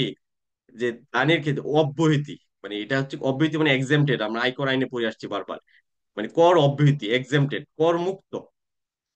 তাহলে কাদেরকে দান করলে পরে আপনার কর দিতে হবে না, তাদের লিস্টটা দেওয়া আছে দান কর আইন 1990 এর ধারা 4-এ। তাহলে এই প্রশ্নটা কিন্তু আসবে, এটা মোস্ট ইম্পর্টেন্ট একটা প্রশ্ন। আমি এখানে প্রশ্ন আকারে এই প্রশ্নটা নিয়ে আসছি। প্রশ্নটা কেমন হতে পারে দেখেন, এই প্রশ্নটা হবে যে কোন কোন দানের ক্ষেত্রে অব্যাহতি পাওয়া যায়। তাহলে আপনি আপনার বন্ধুকে দান করে দিছেন, ওখানে কিন্তু অব্যাহতি পাবেন না, কারণ ওই আপনার বন্ধুকে দান করার ব্যাপারটা এই 4 নাম্বার দ্বারাই বলা নাই। তাহলে 4 নাম্বার দ্বারাই যাদের কথা বলা আছে তাদেরকে দান করলে আপনি অব্যাহতি পাবেন, মানে আপনাকে আর কর দিতে হবে না। হ্যাঁ, এই হচ্ছে ব্যাপার। তাহলে কাদেরকে দান করলে পরে দান কর দিতে হয় না, এটা কিন্তু আপনার মুখস্থ থাকতে হবে, কারণ প্রশ্নটা কিন্তু আসবে। দান কর আইন 1990 এর সবচেয়ে মোস্ট ইম্পর্টেন্ট কোয়েশ্চেন হচ্ছে দানের ক্ষেত্রে অব্যাহতি। তাহলে এখানে কাদেরকে কাদেরকে দান করলে বা কোন প্রক্রিয়ায় দান করলে দান কর দিতে হয় না, আমরা একটু দেখি। নম্বরে বলা আছে দানকৃত সম্পত্তি যদি বাংলাদেশের বাইরে অবস্থিত হয়। হ্যাঁ, আপনার কানাডাতে একটা বাড়ি আছে, এটা যদি আপনি কাউকে দান করে দেন তাহলে আপনাকে দান কর দিতে হবে না। এটা আপনি কানাডিয়ান একজন ব্যক্তিকেও দান করে দিতে পারেন বা বাংলাদেশের একটা ব্যক্তিকেও দান করে দিতে পারেন। আপনি যদি ওই ওই বাংলাদেশের বাইরে অবস্থিত কোনো সম্পত্তি কাউকে দান করে দেন, তাহলে বাংলাদেশ সরকার ওখান থেকে মানে গিফট ট্যাক্স বা দান কর নিবে না। দান কর আইনের ইংলিশ হচ্ছে মানে gift tax act. Gift tax এর বাংলা হচ্ছে দান কর। গিফট ট্যাক্স, দান কর, ইংলিশটা একটু জেনে রাখা উচিত, তা না হলে কনফিউজ হয়ে যাওয়ার সম্ভাবনা আছে। তাহলে এটা আমরা প্রথম পেলাম যে বাংলাদেশের বাইরে অবস্থিত কোনো সম্পত্তি যদি আপনি, দান করটা দিবে কি, কনসেপ্টটা একটু ক্লিয়ার করেন। যিনি দান করবেন সে দান কর দিবে। তাহলে আপনি আপনার কানাডাতে একটা বাড়ি আছে, আপনি বাড়িটা একজন কানাডিয়ানকে দান করে দিচ্ছেন, তাহলে আপনাকে দান করে দিতে হবে না। আপনি আপনার বাংলাদেশের একটা বন্ধুকে এই কানাডার বাড়িটা দিয়ে দিলেন, তাহলে আপনাকে দান করে দিতে হবে না। কেন দিতে হবে না? কারণ দান করেন 1990 এর ধারা 4-এ এটা বলা আছে যে এই ক্ষেত্রে এই দানটা হবে, এই দানের ক্ষেত্রে করতে হবে অব্যাহতি। অব্যাহতি মানে হচ্ছে এক্সেমটেড, শব্দটা খেয়াল করুন। অব্যাহতি মানে মুক্তি বা ছাড়। তাকে এই জায়গাটা থেকে অব্যাহতি দেওয়া হয়েছে, তাকে এই দায়িত্ব থেকে অব্যাহতি দেওয়া হয়েছে। খেয়াল করেন, শব্দটা আপনি শুনে আসবেন বিভিন্ন জায়গায়। হুম, যে এই দায়িত্ব থেকে আপনি একটা ক্লাবের যদি সদস্য হন, অনেক সময় দেখবেন যে ক্লাবের যে সভাপতিকে দায়িত্ব থেকে অব্যাহতি দেওয়া হয় কোনো কারণে। বা সে দায়িত্ব থেকে অব্যাহতি নেই, মানে কি মুক্তি নেই, মানে এই দায়িত্বে আর সে থাকে না। তাহলে এখানে অব্যাহতি শব্দটা আপনি খেয়াল করেন, ইংলিশ হচ্ছে এক্সেম্পটেড। তাহলে এই ক্ষেত্রে যদি আপনি দান করেন, কিছু কিছু ক্ষেত্রে, এই ক্ষেত্রে দানের ক্ষেত্রে আপনাকে অব্যাহতি দেওয়া হয়েছে, মানে ট্যাক্স ছাড়াই আপনি দান করতে পারবেন। অব্যাহতি শব্দটা কনফ্লিক্ট তৈরি করে দিতে পারে, এটা কিন্তু আমরা আয়কর আইনে এই শব্দটা কিন্তু অনেক হাজার বার পরে আসছি। হ্যাঁ, অব্যাহতি শব্দটা অনেক ইম্পর্টেন্ট। অব্যাহতি বলতে কি, কর অব্যাহতি। হ্যাঁ, তো দান করার ক্ষেত্রে আপনি যে যে বিষয়গুলা বা যেখানে দান করলে পরে অব্যাহতি পাবেন, এই লিস্টটা দেওয়া আছে তারা চাইলে। এরপরে দেখেন আর কিসে দান করলে পরে অব্যাহতি আছে। দান যদি সরকার বা কোনো স্থানীয় কর্তৃপক্ষকে করা হয়, আপনি যদি সরকারকে দান করেন তাহলে কোনো দান কর আপনাকে দিতে হবে না। হ্যাঁ, দান যদি দাতব্য উদ্দেশ্যে প্রতিষ্ঠিত নিম্নবর্ণিত কোনো তহবিল বা প্রতিষ্ঠানকে করা হয়, দাতব্য উদ্দেশ্যে বা চ্যারিটেবল যে সমস্ত অর্গানাইজেশন আছে, ওখানে যদি আপনি দান করেন তাহলে আপনাকে কি করতে হবে না, দান কর দিতে হবে না। হ্যাঁ, তাহলে চ্যারিটেবল প্রতিষ্ঠান কোনগুলো, এই দুইটার কথা বলা আছে এখানে। হ্যাঁ, বাংলাদেশে প্রচলিত কোনো আইন দ্বারা প্রতিষ্ঠিত কোনো বিশ্ববিদ্যালয় বা শিক্ষা বোর্ডের স্বীকৃতিপ্রাপ্ত অথবা সরকার কর্তৃক স্বীকৃত বা পরিচালিত কোনো পলিটেকনিক ইনস্টিটিউট সহ যে কোনো প্রতিষ্ঠানে যদি আপনি দান করেন তাহলে আপনাকে দান কর দিতে হবে না। এই হচ্ছে ব্যাপার। সরকার বা কোনো স্থানীয় কর্তৃপক্ষ কর্তৃক স্বীকৃত বা পরিচালিত বা অথবা সরকার কোনো স্থানীয় সরকার বা কোনো স্থানীয় কর্তৃপক্ষের নিকট হইতে সাহায্যপ্রাপ্ত কোনো হাসপাতাল, তাহলে আপনি যদি কোনো হাসপাতালে দান করেন তাহলে আপনাকে দান কর দিতে হবে না। আপনাকে কোথায় দান কর দিতে হবে না, ওই প্রতিষ্ঠানটা দাতব্য উদ্দেশ্যে যদি প্রতিষ্ঠিত হয়, এর মধ্যে আছে বিশ্ববিদ্যালয়, পলিটেকনিক্যাল ইনস্টিটিউট বা একটা স্কুল, কলেজ, অথবা একটা হাসপাতালে যদি আপনি দান করেন তাহলে আপনাকে দান কর দিতে হবে না। এরপরে দেখেন আরেকটা ব্যাপার দেওয়া আছে, সরকার কর্তৃক গঠিত বা অনুমোদিত কোনো বন্যা বা দুর্যোগ তহবিল, আপনি দুর্যোগ তহবিলে দান করলেন তাহলে আপনাকে দান কর দিতে হবে না। হঠাৎ করে বাংলাদেশে নোয়াখালীতে বন্যা শুরু হয়ে গেল, আপনি হ্যাঁ 50 লক্ষ টাকা দান করে দিলেন, তাহলে এটার জন্য দান কর দিতে হবে না। কেন দিতে হবে না, এটা দান কর আইনে, আইনের ধারা 4-এ বলা আছে, এই জন্য আপনাকে দিতে হবে না। সাধারণ জনগণের কল্যাণার্থে পরিচালিত নয় এমন কোনো ব্যক্তিগত ধর্মীয় প্রতিষ্ঠান ব্যতীত ধর্মীয় বা দাতব্য উদ্দেশ্যে বাংলাদেশে প্রতিষ্ঠিত ও সরকার কর্তৃক অনুমোদিত বা ধর্মীয় বা দাতব্য উদ্দেশ্যে প্রতিষ্ঠিত প্রচলন আইনে নিবন্ধিত কোনো প্রতিষ্ঠানকে করদাতা কর্তৃক সংশ্লিষ্ট কর বৎসরের নির্মিত মোট আয়ের 20% বা 1 লক্ষ টাকা, এই উভয়ের মধ্যে যাহা কম। এই জিনিসটা একটু, ব্যাপারটা একটু ভালোভাবে বোঝার চেষ্টা করেন। এখানে বলছে যে সাধারণ জনগণের কল্যাণার্থে পরিচালিত না এমন কোন ব্যক্তিগত ধর্মীয় প্রতিষ্ঠান, তাহলে এখন এখানে ধর্মীয় প্রতিষ্ঠানের কথা বলা হয়েছে, ব্যক্তিগত শব্দটা এখানে দিয়ে দেওয়ার কারণে একটু কনফ্লিক্ট হয়ে যেতে পারেন। তাহলে বাংলাদেশ তো আসলে অসাম্প্রদায়িক দেশ, এখানে বিভিন্ন ধর্মের মানুষ আমরা বসবাস করি। তাহলে ধরেন মসজিদে কেউ একজন দান করলো, তাহলে এই দানের পরিমাণটা হতে হতে পারবে তার আয়ের, মোট আয়ের 20% অথবা 1 লক্ষ টাকা, এই দুইটার মধ্যে যা কম। তাহলে সর্বোচ্চ কি পরিমাণ দান করা যাবে, এবং এর বেশি দান করলে আপনাকে কর দিতে হবে। এর বেশি আপনি দান করতে পারেন, আপনার ইচ্ছা অনুযায়ী আপনি দান করলেন, করে দিলেন, সমস্যা নেই, কিন্তু কতটুকু দান করলে পরে কর দিতে হবে না, এটাই তো আমরা আলোচনা করতেছি, তাই না? তাহলে এখানে মোট আয়ের 20% বা 1 লক্ষ টাকা, এই দুইয়ের মধ্যে যাহা কম, ওই পরিমাণ টাকা যদি আপনি এই সমস্ত প্রতিষ্ঠানে দান করেন তাহলে আপনাকে দান কর দিতে হবে না। আপনাকে অব্যাহতি দেওয়া হয়েছে, এক্সেম্পটেড করা হয়েছে। দান যদি ভরণ পোষণের জন্য তার উপর নির্ভরশীল কোনো আত্মীয়ের বিবাহকালী সর্বোচ্চ 20,000 টাকা মূল্য পর্যন্ত করা হয়, তাহলে আত্মীয় স্বজনের আহ, বিবাহের সময় আপনি 20,000 টাকা দান করলেন, এটা কেমন আত্মীয় স্বজন, কোনো একটা মানে অপরিচিত আত্মীয় ইয়া হইলে হবে না। হ্যাঁ, কোনো একটা অপরিচিত বিবাহ অনুষ্ঠানে আপনি দান করলেন সেটা না, আপনার উপর নির্ভরশীল। হম, ওই ব্যক্তিকে যদি আপনি দান করেন তাহলে সর্বোচ্চ কত পরিমাণ দান করতে পারবেন দান কর ছাড়া, 20,000 টাকা। এটা কিন্তু আপনাকে মনে রাখতে হবে। দান যদি পত্নী ব্যতীত ভরণ পোষণের জন্য তার উপর নির্ভরশীল কোনো আত্মীয়কে সর্বোচ্চ 20,000 টাকা মূল্য পর্যন্ত বিমা বা বার্ষিক ভিত্তির পলিসি দ্বারা করা হয়। তাহলে পত্নী মানে স্ত্রী আর কি, স্বামী স্ত্রীর ব্যাপারটা এখানে বলা হয়েছে, যে একজন স্বামী তার স্ত্রীর এগেনস্টে বা,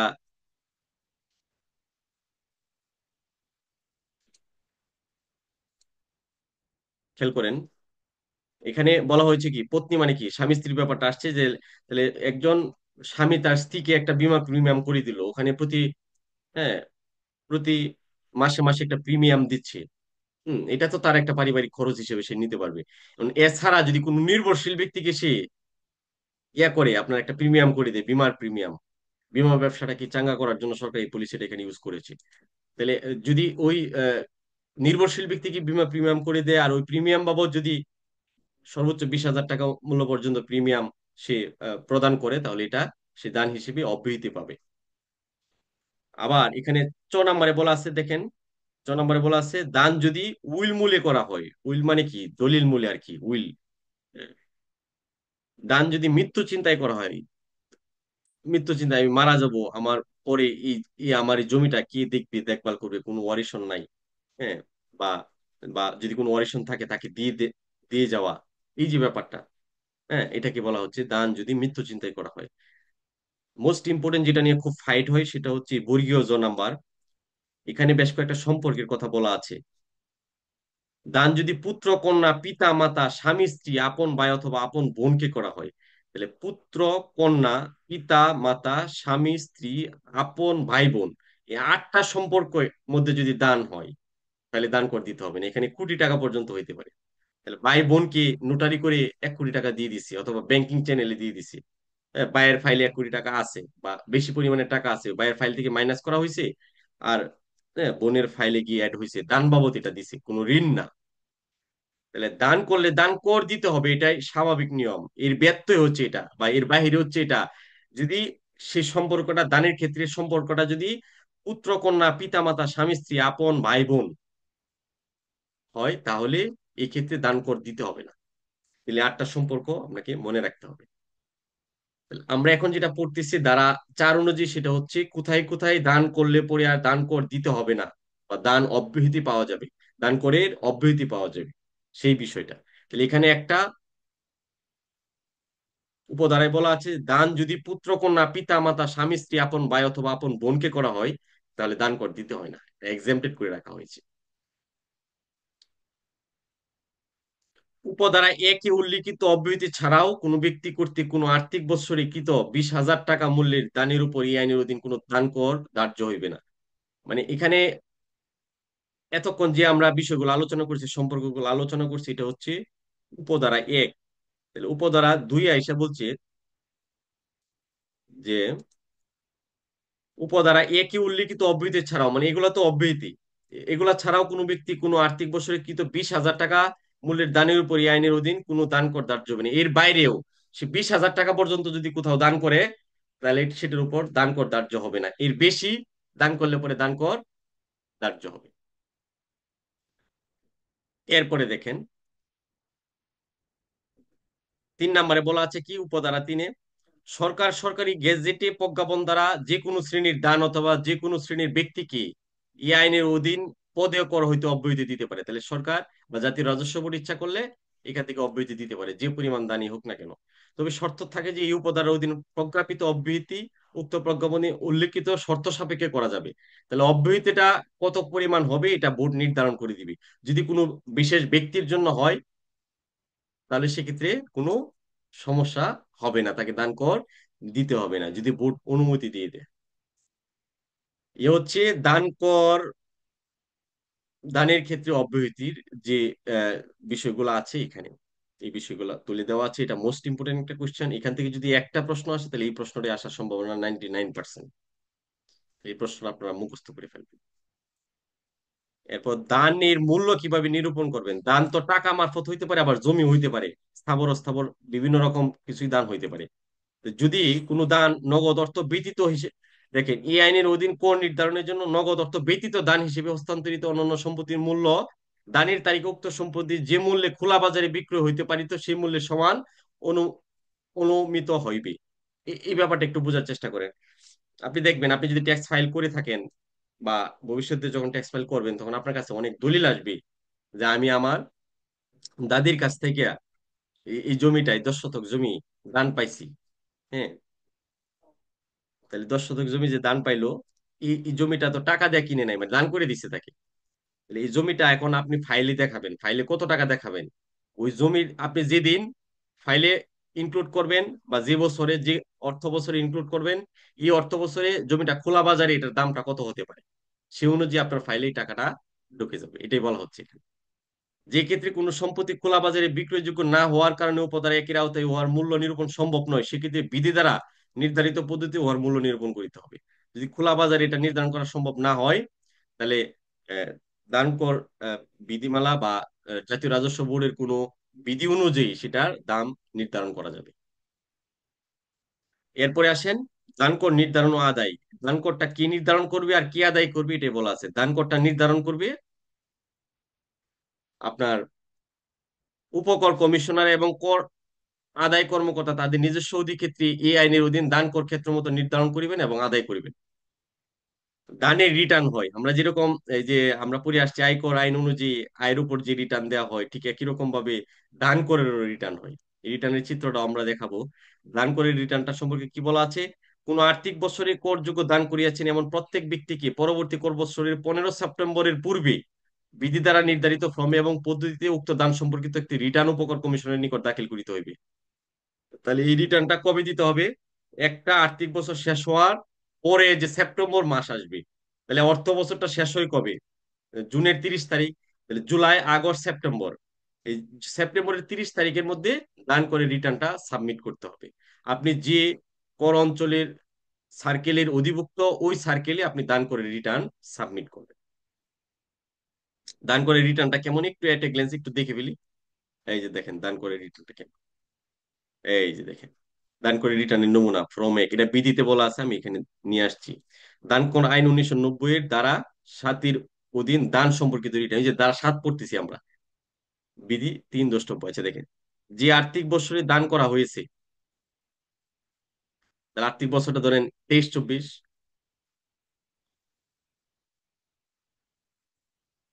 প্রাতিসংগিক কর বছর, তাহলে এটা কর বছর, এটার সাথে সম্পর্কিত কর বছর কোনটা? 24-25।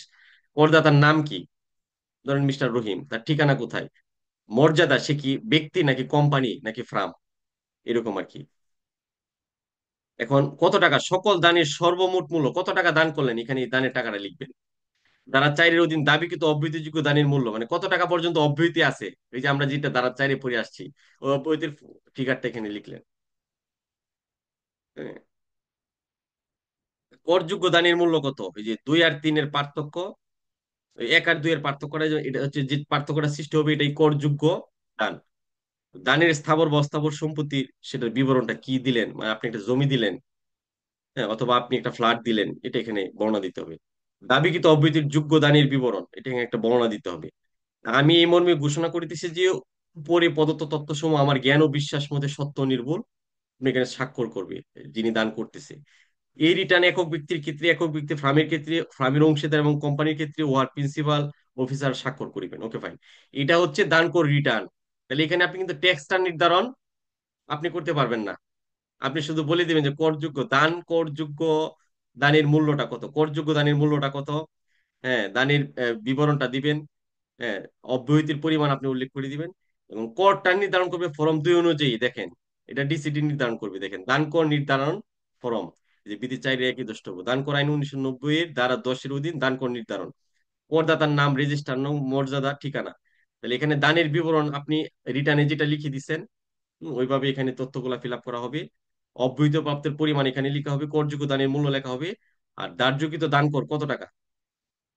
অব্যাহতির পরে ধরেন আপনি আপনি কাকে দান করতেছেন, আর ধরেন আপনি যদি এরকম হয় কোনো স্বাভাবিকভাবে, যে আপনি আহ, এখানে যে অব্যাহতির পরিমাণগুলা দেওয়া আছে, এখানে ধরেন কারোরই আপনি 20,000 টাকা পর্যন্ত দান করতে পারেন। আপনার আপনার একটা নির্ভরশীল একজন ব্যক্তির বিয়ে হচ্ছে, আপনার উপর নির্ভরশীল, তাকে আপনি 20,000 টাকা দান করতে পারেন।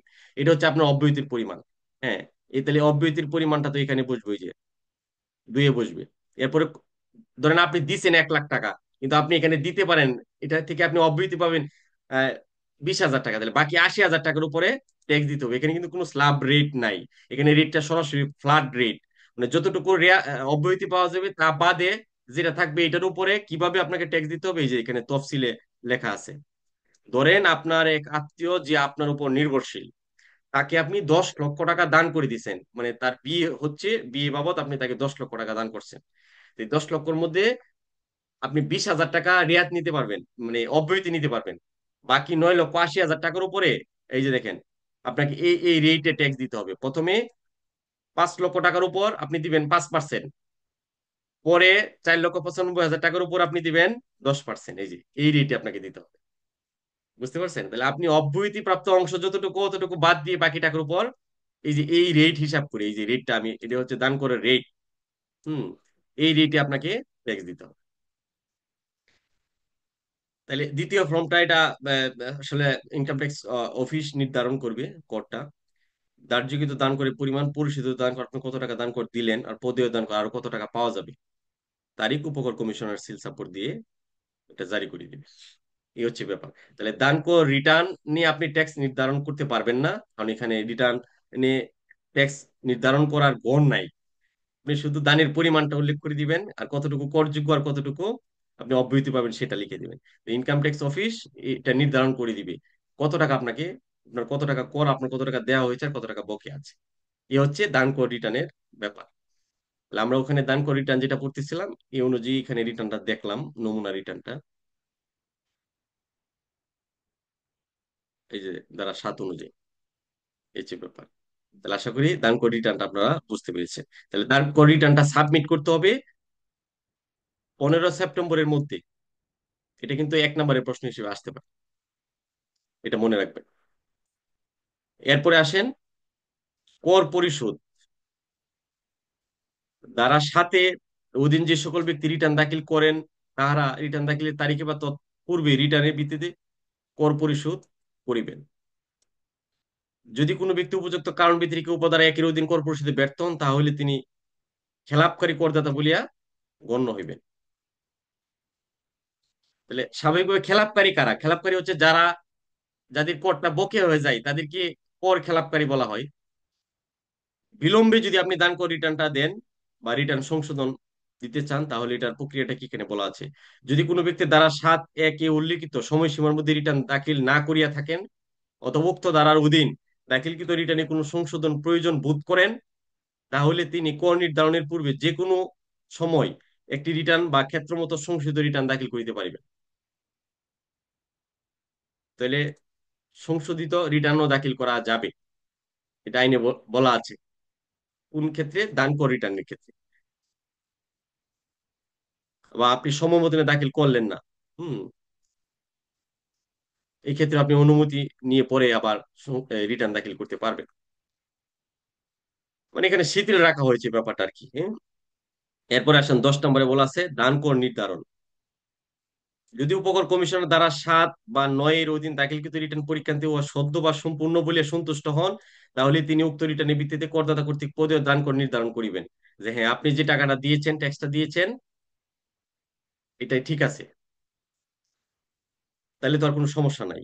যদি উপকর কমিশনার উক্তরূপ সন্তুষ্ট না হন তাহলে তিনি করদাতাকে নোটিশ প্রদান করিয়া নোটিশে উল্লিখিত তারিখে তাহার কার্যালয়ে রিটার্নের সপক্ষে প্রমাণাদি পেশ করিবার নির্দেশ দিতে পারেন।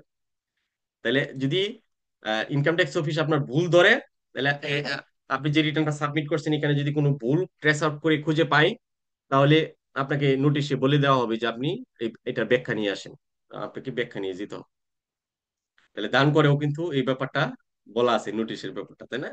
নোটিশটা কেমন হবে? এটা দান কোড বিধিমালা 1990 যে বিধিমালা, ওখানে কিছু ফর্মের কথা বলা আছে।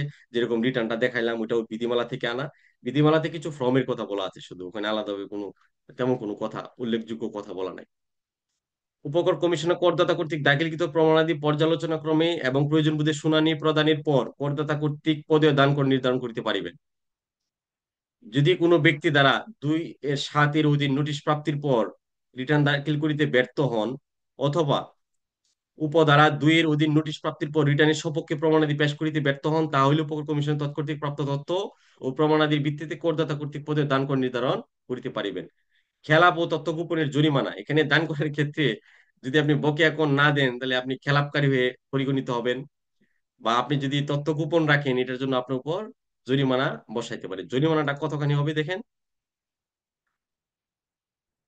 উপকর কমিশনের তৎকর্তৃক নির্ধারিত দান করের অনধিক শতকরা, যতটুকু দান করা আসে তার অনধিক শতকরা 50 ভাগ পরিমাণ অর্থ জরিমানা হিসেবে আরোপ করিতে পারিবেন। তাহলে 1 লক্ষ টাকা দান কর হইলে জরিমানা যদি ওনার ক্ষেত্রে ঘটে তাহলে সর্বোচ্চ 50% জরিমানা হবে 150 টাকা। মানে 1 লক্ষ টাকা যদি দান করে হিসেবে আসে তাহলে তার জরিমানা সর্বোচ্চ হতে পারে আরো 50,000 টাকা, মানে টোটাল 1.5 লক্ষ টাকা। জরিমানা আরো কম হইতে পারে, কিন্তু সর্বোচ্চটা হবে অনধিক 50 ভাগ যে দান করতে হয়। দান করের ক্ষেত্রে আপিলের সুযোগ আছে। দান কর ওইভাবে নির্ধারণ করে দিল, করদাতা সংক্ষুব্ধ হইল, তো করদাতা সংক্ষুব্ধ হইলে পরে সে আবার আপিলে যাইতে পারবে। ওই যে গত ক্লাসে আমরা যে আয়কর বিচার ব্যবস্থাটা পড়ে আসলাম, ওই অনুযায়ী কিন্তু মুভমেন্ট করতে পারবে। অনেক মামলা, দান করের অনেক মামলা কিন্তু আপনার আপিলে থাকে।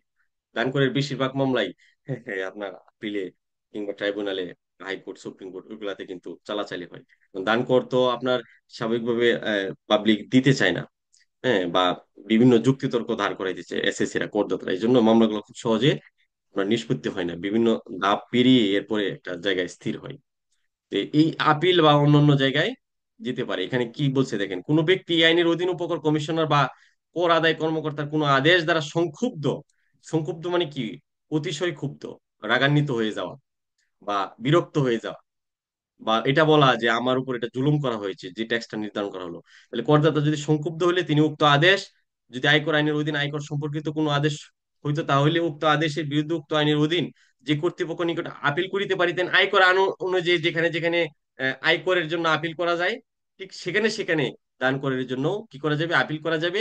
বা বিভিন্ন যে প্রসিডিউরস আছে, প্রসিডিউরস গুলা মেনটেন করে উনি একটা প্রতিকার এখান থেকে চাইতে পারে এবং পাইতে পারে।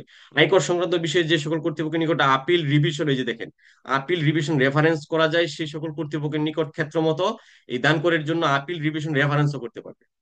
তাহলে যে 6টা ধাপ আমরা গত ক্লাসে দেখে আসছি আপনার বিচার ব্যবস্থার, ওই 6টা ধাপেই দান করের মামলা নিয়ে যাওয়া যাবে। করদাতা যদি সংক্ষুব্ধ হয়, তাহলে প্রতিকারের জন্য এই 6টা জায়গায় যেতে পারবে।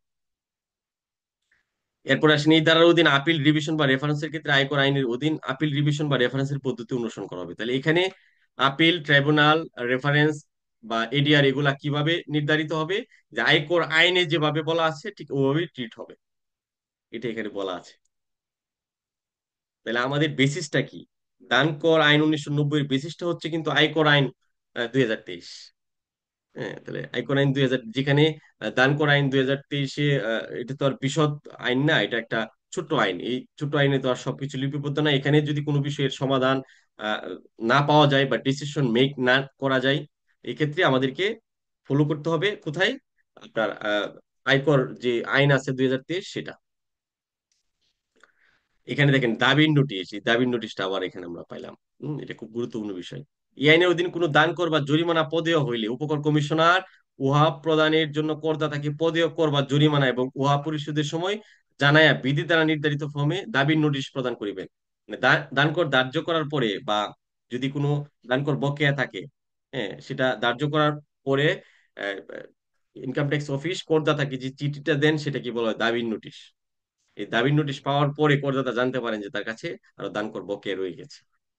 দাবির নোটিশ পাওয়ার পরে সে বকেয়া পরিশোধ করে দেয়, অথবা সে যদি সংক্ষুব্ধ হয় তাহলে আপিলে যেতে পারে, ট্রাইব্যুনালে যেতে পারে, হাইকোর্টে যেতে পারে, আপিলের ডিভিশনে যেতে পারে, বা এডিআরএ বা রিভিশনে যেতে পারে। কর ও জরিমানা আদায়, এটা ইনকাম ট্যাক্স অফিস কিভাবে কর ও জরিমানাটা আদায় করবে তার একটা ফিরিস্তি এখানে দিয়ে দিছে। ধারা 13 এর অধীন প্রদত্ত দাবির নোটিশ, যে দাবির নোটিশটা পাঠানো হলো, ওখানে যে পদে দান করবার জরিমানা উহাতে নির্ধারিত সময়ের মধ্যে পরিশোধ করিতে হইবে, এবং যদি উহা উক্ত সময়ের মধ্যে পরিশোধ না করা হয়, তাহলে পরদায়ী খেলাপকারী করদাতা বলিয়া গণ্য হইবেন। তাহলে ওই করদাতা একজন মানে খেলাপকারী হিসেবে গণ্য হইবে। স্বাভাবিকভাবে ট্যাক্স বকে, যে কোনো ধরনের ট্যাক্স হোক, ট্যাক্স বকেয়া থাকলে সে কর খেলাপকারী বলা হয় তাকে। তাহলে এখানেও তাকে করদায়ী খেলাপকারী বলা হবে, এটাই বলা হয়েছে। এই দ্বারা যাহা কিছু থাকুক না কেন, কোন করদাতা দ্বারা 12 এর অধীন কোন আপিল দায়ের করিয়া থাকিলে উপকর কমিশনার স্বইচ্ছায় বা আবেদন ক্রমে উক্ত আপিল নিষ্পত্তি না হওয়া পর্যন্ত করদাতা কি খেলাপকারী বলিয়া গণ্য নাও করিতে পারেন। তাহলে সে যদি কোনো আপিলে যা, ট্রাইব্যুনালে যা, তাহলে ওখান থেকে নিষ্পত্তি না আসা পর্যন্ত তাকে আবার খেলাপকারী বলা যাবে না, কারণ বিষয়টা বিচারাধীন। এরপরে তিনি বলা আছে, ধারা 13 এর অধীন উল্লিখিত দান কর বা জরিমানা পরিশোধের জন্য নির্ধারিত সময়ের মধ্যে পরিশোধ না করা হইলে ও আয়কর আইনের অধীন আদায়যোগ্য বকেয়া আয়কর বলিয়া গণ্য হইবে এবং তদনুযায়ী আদায়যোগ্য হইবে। তাহলে দেখেন, দান করটা যদি বকেয়া থাকে, এটাও ঠিক একই রকম ভাবে যেরকম আয়কর আদায় করা হয়, আমরা যে পদ্ধতিতে আয়কর গুলা আদায় করে নেওয়ার পদ্ধতি দেখে আসলাম, আয়কর আইন 2023-এ যেভাবে বকেয়া করটা আদায় করার পদ্ধতি উল্লেখ করা আছে, ঠিক একই রকম ভাবে এই দান করটা যদি বকেয়া হয়ে যায় ঠিক একইভাবে আদায় করা যাবে।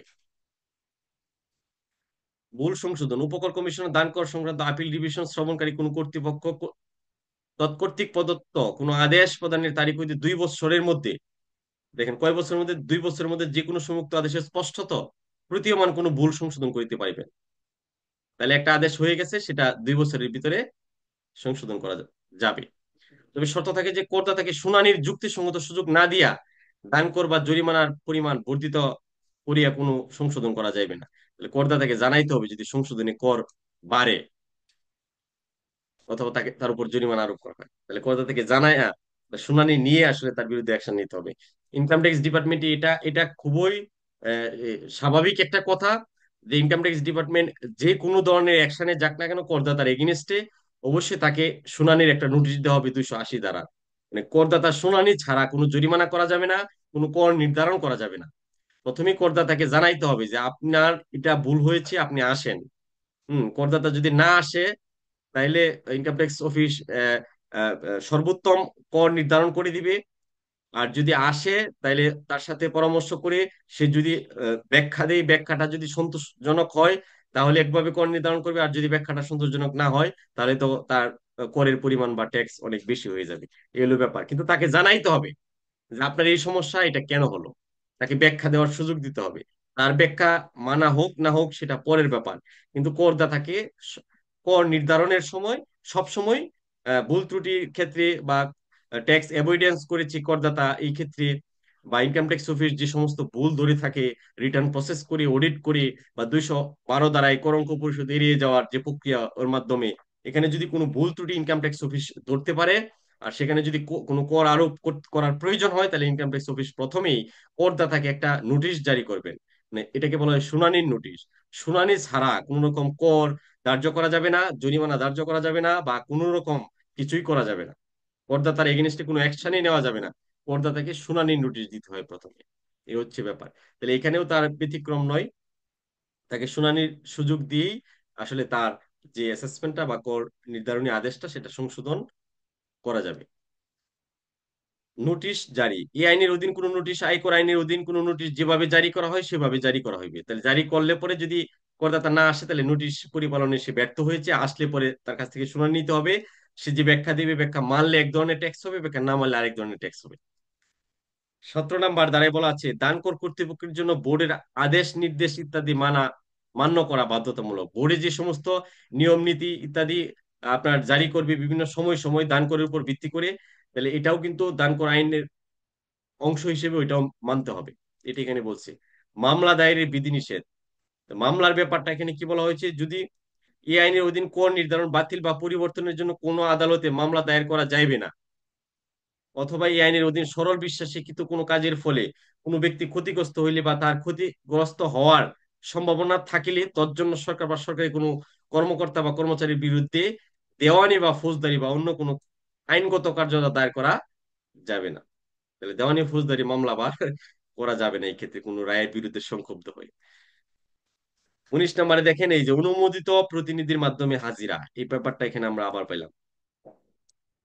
সশরীরে হাজির হওয়ার জন্য তলবপ্রাপ্ত না হইলে এই আইনের অধীন কোনো কার্যধারা বা তদন্ত উপলক্ষে কোনো উপকর কমিশনার বা দানকর সংক্রান্ত কোনো আপিল বা রিভিশন শুনানির ক্ষমতা প্রাপ্ত কোনো কর্তৃপক্ষের সমক্ষে হাজির হইবার জন্য তলবপ্রাপ্ত কোনো ব্যক্তি তার নিকট হইতে এত উদ্দেশ্যে লিখিতভাবে ক্ষমতাপ্রাপ্ত কোনো ব্যক্তির মাধ্যমে হাজির হইতে পারবেন। তাহলে যিনি করদাতা বা যে দান করলো, যা যার দান কর ফাইল, সে একজন প্রতিনিধিকে পাঠাইতে পারে। সে যাকে পাঠাবে সে হচ্ছে অনুমোদিত প্রতিনিধি। তাহলে অনুমোদিত প্রতিনিধি কারা হতে পারে, এটা আয়কর আইনে যাদেরকে বলা আছে তারাই হইতে পারবে। কতিপয় ক্ষেত্রে আইনের অপ্রযোজ্যতা, এই আইনের বিধানসমূহ কোনো আইন দ্বারা বা উহার অধীন স্থাপিত বা গঠিত কোনো সংবিধিবদ্ধ সংস্থা কর্তৃক কৃত দান, মানে এই আইনটা প্রযোজ্য হবে না যদি কোনো সংবিধিবদ্ধ সংস্থা কর্তৃক দান হয়, তাহলে এই আইনটা ওখানে প্রযোজ্য হবে না। মানে দান কর আইন 1990টা ওই ক্ষেত্রে প্রযোজ্য হবে না, এটা এখানে বারণ করা আছে। বিধি প্রণয়নের ক্ষমতাটা কার আছে? বোর্ডের আছে। বোর্ড বিভিন্ন সময়ে সময়ে সরকারি গেজেটে প্রজ্ঞাপন দ্বারা বিধি প্রণয়ন করিতে পারিবে। দান করের যে কর রেটটা এখানে বলা আছে দেখেন, দান করের কর রেটটা কি, এটা আমরা যদি আমরা একটু দেখি। দান করের হারটা, দানের উপর কর অব্যাহতি সীমার অতিরিক্ত মূল্যের 5 লক্ষ টাকার উপর, এখানে এই লাইনটা একটু খেয়াল করেন, দানের উপর কর অব্যাহতি সীমার অতিরিক্ত মূল্যের 5 লক্ষ টাকার উপর। প্রথমে দানের উপর যে অব্যাহতি, ওই অব্যাহতি অংশটা বাদ দিতে হবে, বাদ দেওয়ার পরে যে অংশটা থাকবে ওখানে 5 লক্ষ টাকার উপর 5%। তাহলে কেউ যদি 10 লক্ষ টাকা দান করে, তাহলে তার অব্যাহতির সীমা যদি 20,000 টাকা হয়, 20,000 টাকা বাদ দিয়ে থাকে কত, 9,80,000 টাকা। 9,80,000 টাকার মধ্যে প্রথম 5 লক্ষর উপরে 5% হবে, 5%-এ কত হয়, 50,000 টাকা। পরের 4,80,000-এর উপরে হবে 10%, ওখানে কত হয়, 48,000 টাকা। তাইলে 10 লক্ষ টাকা দান করলে তাকে 98,000 টাকা দান কর দিতে হবে। হ্যাঁ, দান কর আইনে এটাই বলা আছে, খেয়াল করছেন? তাহলে দান করতে গেলেও আইনটা যেহেতু আপনি জেনে ফেলছেন, এখন বিপদ। এরপরে দেখেন প্যারা একে উল্লেখিত অতিরিক্ত মূল্য, অতিরিক্ত মূল্য অতিরিক্ত অতিরিক্ত 10 লক্ষ টাকার উপর 10% হারে দান কর দিতে হবে। তাহলে প্রথমে অব্যাহতি যে যতটুকু ততটুকু বাদ দিবেন, এটা হতে পারে 20,000, বা আমরা যেটা দেখে আসছি অব্যাহতির এখানে যে মানে যে সীমাটা দেওয়া আছে ওই সীমা পরিমাণ আপনি বাদ দিবেন। বাদ দেওয়ার পরে প্রথম যে স্ল্যাবটা দাঁড়াবে সেটা হচ্ছে আপনার 5 লক্ষ টাকার স্ল্যাব, ওই 5 লক্ষ টাকার উপর 5% দিতে হবে। পরের স্ল্যাবটা হবে অতিরিক্ত মূল্য পরবর্তী অতিরিক্ত 10 লক্ষ টাকার উপর, পরের স্ল্যাবটা হবে 10 লক্ষ টাকা। 10 লক্ষ টাকা উপর 10% তাকে দান করে দিতে হবে। প্যারা 2 উল্লিখিত অতিরিক্ত মূল্যের অতিরিক্ত মূল্যের পরবর্তী 20 লক্ষ টাকার উপর আপনাকে 15% দিতে হবে। তাহলে দাদা নাতিকে 1 কোটি টাকা দিচ্ছে, তাহলে দান করে দিচ্ছে কিনা এটা কিন্তু বিবেচ্য বিষয়। কারণ দাদা নাতিকে যদি দান করে তাকে দান কর দিতে হবে। কারণ এখানে কি দাদা নাতির কথা দাদা নাতির সম্পর্কের কথা অব্যাহতি বলা আছে? দেখি তো আমরা। আপনি এই উদাহরণটা একটু মানে খেলানোর চিন্তা করেন মাথায়, তাহলে আপনার কাছে ব্যাপারটা ক্লিয়ার হয়ে যাবে। এখানে দেখি, দাদা যদি নাতিকে 1 কোটি টাকা দান করে, হুম, তাহলে এটা কি অব্যাহতি আছে? এই যে এখানে যে সম্পর্কের কথা বলা আছে, পুত্র কন্যা পিতা মাতা স্বামী স্ত্রী আপন ভাই বোন, এদের ক্ষেত্রে অব্যাহতি আছে, কিন্তু দাদা নাতির ক্ষেত্রে অব্যাহতি নাই, থাকলে তো এখানে লেখা থাকতো, তাই না? তাহলে দাদা নাতিকে 1 কোটি টাকা দিছে, কিন্তু সে দান কর দেয় নাই, তাহলে কিন্তু সে ধরা খেয়ে যাবে। বুঝতে পেরেছেন? হ্যাঁ, তাহলে 1 কোটি টাকা দিছে, দাদা নাতিকে 1 টাকাও দিতে পারে না, মানে এই অব্যাহতি সীমাতে নাই। তাহলে 1 কোটি টাকার উপর আপনি কিভাবে ট্যাক্সটা ক্যালকুলেশন করবেন? দাদা নাতিকে 1 কোটি টাকা দিছে, তাহলে প্রথম 5 লক্ষ টাকার উপরে যদি আমরা 5% বের করি, 50,000 হয়। পরবর্তী 10 লক্ষ টাকার উপরে 10% মানে 1 লক্ষ টাকা হয়। পরবর্তী 20 লক্ষ টাকার উপর 15%। হ্যাঁ, এরপরে পরবর্তী অবশিষ্ট অংশের উপর 20%, এভাবে যত টাকা তার কর হয় এই করটা কিন্তু দিতে হবে। এটা কি বলা হয়? দান কর আইন। আমার সার্কেলে, আমি যেখানে চাকরি করি, আমার সার্কেলে একটা ফাইলে এরকম ঘটনা করছে, দাদা নাতিকে গুলশানে একটা বাড়ি দান করছে। হ্যাঁ, ছেলেকে করে নাই, ছেলে একটু আপনার ইয়া টাইপের, বেশি খরচ করে ফেলে বা পথভ্রষ্ট ছেলে, যে কারণে ছেলেকে দেয় নাই, সে সরাসরি নাতিরে দিয়ে দিছে। দেওয়ার পরে আমরা এটা কোয়ারি তুললাম বা কোয়েশ্চেন করলাম যে এটা তো আপনি এটা করছেন, যে আপনি কি দান করে দিচ্ছেন? সে বলছে যে না, আমি তো শুধু রেজিস্ট্রি করে দিছি। এই যে সে রেজিস্ট্রি করে দিছে বা এটা মানে স্ট্যাম্পে লিখে দিছে, 100 টাকা স্ট্যাম্পে বা 1,000 টাকা স্ট্যাম্পে, এতে এটি কিন্তু সে মানে বলছে যে আমি দিয়ে দিলাম, দান করে দিলাম, কিন্তু সে এই আইনের ব্যাপারটা বুঝে নাই। না বোঝার কারণে তার ফাইলটা কিন্তু এখন টানাটানি শুরু হয়েছে, একদম সিআইসি পর্যন্ত টানা শুরু হয়েছে। 1 কোটি টাকা দান করছে, খেয়াল করেন কত লক্ষ টাকা দান কর তার দেওয়ার প্রয়োজন ছিল। এই ভদ্রলোক তো এখন একটা প্যারাশূটের ভিতরে পড়ে গেল, পরের বছর আইসা সে বলছে যে না, আমি দান করি নাই, আমি কাগজ ছিঁড়ে ফেললাম। হ্যাঁ, সে কাগজ আপনার ছিঁড়ে ফেলছে, আবার নতুন করে সে তার ফাইলে এই ফ্ল্যাটটা দেখাইছে। সে বলছে আমি নাতিরে দিয়েছিলাম, নাতি এখন আবার এটা নষ্ট করে ফেলতেছে, বা এটা ভুলবশত হয়ে গেছে, আমি আবার আবার আবার আবার আমার ফাইলে আমি নিয়ে আসলাম। এই হচ্ছে ব্যাপার। তাহলে আইনটা না জানার কারণে একটা হ্যাসেলে কিন্তু উনি পড়ে গেছে, কিন্তু অলরেডি উনি স্বাভাবিকভাবে আপনার ট্যাক্সের আওতায় চলে আসছে। সে যেহেতু দান করে দিছে, ঘোষণা করে দিছে একবার রিটার্নে, এবং সেটা 6 মাসের ভিতরে সংশোধনী দেয় নাই, তাহলে বাস্তবিক অর্থে তাকে দান কর পরিশোধ করতে হবে। এখন সে যদি আবার এই দানটা ফিরায় আনে, এতেও কিন্তু কোনো কাজ হবে না, আইনের স্বাভাবিকভাবে এখানে ব্যত্যয় হয়েছে। তাহলে ওই ফাইলটা কিন্তু আমরা এখন ওই ফাইলটা নিয়ে কাজ করতেছি। ওই ফাইলটা আবার সিআইসিও চাইছি, হ্যাঁ, বোর্ড চাইছে ফাইলটা দেওয়ার জন্য, তো আমরা বোর্ডেও ফাইলটা পাঠাবো। এই হচ্ছে ব্যাপার। তাহলে সম্পর্কগুলা কিন্তু আপনাকে বিবেচনা করতে হবে। এরপরে আসেন দান কর রিটার্নের নমুনা। তো আমরা একটু আগেই দেখলাম। তাহলে এই হচ্ছে দান কর রিটার্নের নমুনা। এখানে কিছু প্রশ্ন দেওয়া আছে, প্রশ্নগুলো আপনারা পড়বেন, কারণ এগুলো তো বেশি ইম্পর্টেন্ট। এই জন্য আমি এখানে দিয়ে দিছি। আমি যে সাজেশনটা দিব, সাজেশনটা আমি ইনশাল্লাহ এই সপ্তাহের ভিতরেই দিয়ে দিব। তাহলে যে সাজেশনটা দিব, এই সাজেশনটাও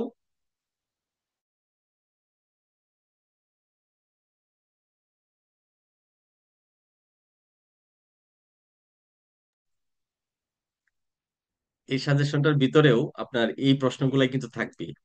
হম।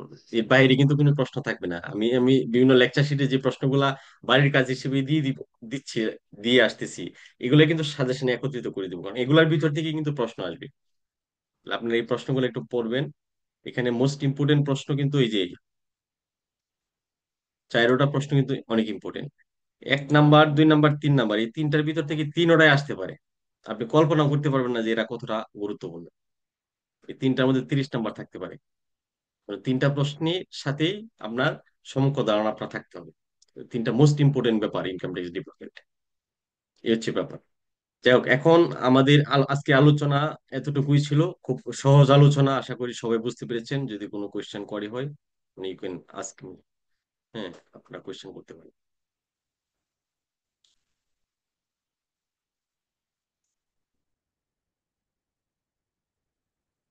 যেটুকু আজকে আলোচনা ছিল, আমি এখন কোয়েশ্চেন পর্বে চলে যাচ্ছি। লেকচারটা স্টপ করে দিই একটু। সবাইকে আনমিউট করে দিচ্ছি, দু একটা কোয়েশ্চেন নিয়ে আজকে আমাদের ক্লাস শেষ করে দিব। আর আমরা ই রিটার্নের ক্লাস নেওয়ার চিন্তা করতেছি। ই রিটার্নের ক্লাস দিব, আমরা গ্রুপে বলে দিব। খুব দ্রুত ই রিটার্নের ক্লাস নেওয়া হবে, একটা না 2টা ক্লাস নিব ই রিটার্নের। আর এই সপ্তাহের ভিতরে ইনশাল্লাহ সাজেশনটা আপনারা পেয়ে যাবেন, যেহেতু আমরা আয়কর আইনের প্রায় সব কয়টা ধারা, যে যে ধারাগুলো ইম্পর্টেন্ট, এগুলা শেষ করে ফেলছি। সো সবভাবে সাজেশনটাও দিয়ে দেওয়া হবে। আপনারা যারা কোয়েশ্চেন করতে চান হ্যান্ড রাইজ করেন, আমি পারমিট দিলে কোয়েশ্চেন করবেন। হ্যান্ড রাইজ করে আছেন হুমায়ুন কবির ভাই, হ্যাঁ, আপনি প্রশ্ন করেন। স্যার আসসালামু আলাইকুম। আলাইহিস সালাম। স্যার, স্যার দান করার ব্যাপারটা স্যার আজকে খুব ভালো লাগছে। এখানে আচ্ছা। স্যার একটা জিনিস, আটটা সম্পর্কের মধ্যে যদি দানটা হয়, হুম। তাহলে এখানে বলছেন যে এটা অব্যাহতি প্রাপ্ত। হ্যাঁ, কিন্তু সেই ক্ষেত্রে মানে যে রিসিভ করছে, তো ওর ইনকামে কি এটা শো হয়ে ওটা ওর ইনকামের জন্য আবার ট্যাক্স দিতে হবে নাকি? সাপোজ বাবা ছেলের 20 লাখ টাকা দিল, ছেলের আচ্ছা। ইনকামে কি ঢুকি হবে না? না, ছেলের ইনকামে যোগ স্যার, হবে না। ছেলের ইনকামে যোগ হবে না। ছেলে এটা মানে মানে ফান্ড অব্যাহতি নিবে, প্রাপ্ত কিন্তু হিসেবে যোগ ট্যাক্স হবে। দেওয়ার প্রয়োজন হবে না, কারণ সে তো এটা দান বাবদ পেলো। বুঝতে পেরেছেন? ও আচ্ছা আচ্ছা। আর এটা কি মানে অবশ্যই ব্যাংকের মাধ্যমে ট্রান্সফারটা হইতে হবে? না, এখানে ব্যাংকের মাধ্যমে হতে পারে, নগদেও হতে পারে। নগদে হইলে পরে ছেলে জি। বাপে যদি ছেলেকে দেয়, তাহলে তো বাপের ফাইল থেকে মাইনাস দেখাইতে হবে, রিটার্নে প্রদর্শিত থাকতে হবে। আচ্ছা। এটা ও এখানে দান করা আইনে কিন্তু মেকানিজমটা বলা নাই, কিন্তু আপনার ওই আয়কর আইনে বলা আছে। তাহলে এখানে দান করা আইনে যেহেতু আমরা এটা পাচ্ছি না, এখানে আবার এটাও হ্যাঁ। বলে দেওয়া আছে, যদি কোনো বিষয় অস্পষ্ট থাকে তাহলে আয়কর আইন জি। অনুযায়ী কাজ হবে। বুঝতে পেরেছেন? জি জি, বুঝতে পারছি। তাহলে তাহলে ঠিক আছে স্যার, বুঝতে পারছি ইনশাল্লাহ। Okay. Thank you, thank you. Okay, welcome. Shaon ভাই, আপনি কোনো কোয়েশ্চেন করতে চাচ্ছেন, বলেন। জি স্যার, আসসালামু আলাইকুম স্যার। ওয়ালাইকুম আসসালাম। স্যার ওই যে না, আমি একটা জিনিস জানতে চাচ্ছি, সেটা হচ্ছে ওই আমরা যে রিটার্নটা সাবমিট করি, তো হ্যাঁ, এটার এই আপনি এটার ডেটটা বলছেন হলো সেপ্টেম্বরে, এটা। হ্যাঁ, হ্যাঁ। হ্যাঁ, তো এই রিটার্নটা সাথে কি এটা অ্যাটাচ হবে, নাকি আপনার এটা সেপ্টেম্বরে আলাদা করে এই আদান করেন আবার শো করতে হয় এটা?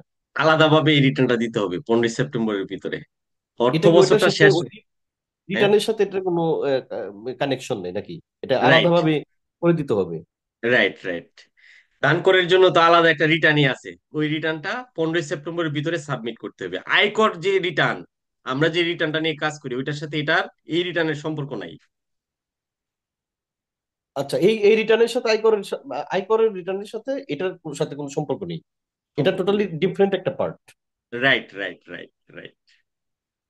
কিন্তু আয়কর রিটার্নে তো মানে দানটা কারো কাছ থেকে যদি দান পাওয়া হয়, রিটার্নে হ্যাঁ, তো হ্যাঁ, তো এটা ইফেক্টটা দেখাইতে হয়, তাই না? হ্যাঁ, ইফেক্টটা তো অবশ্যই আসবে।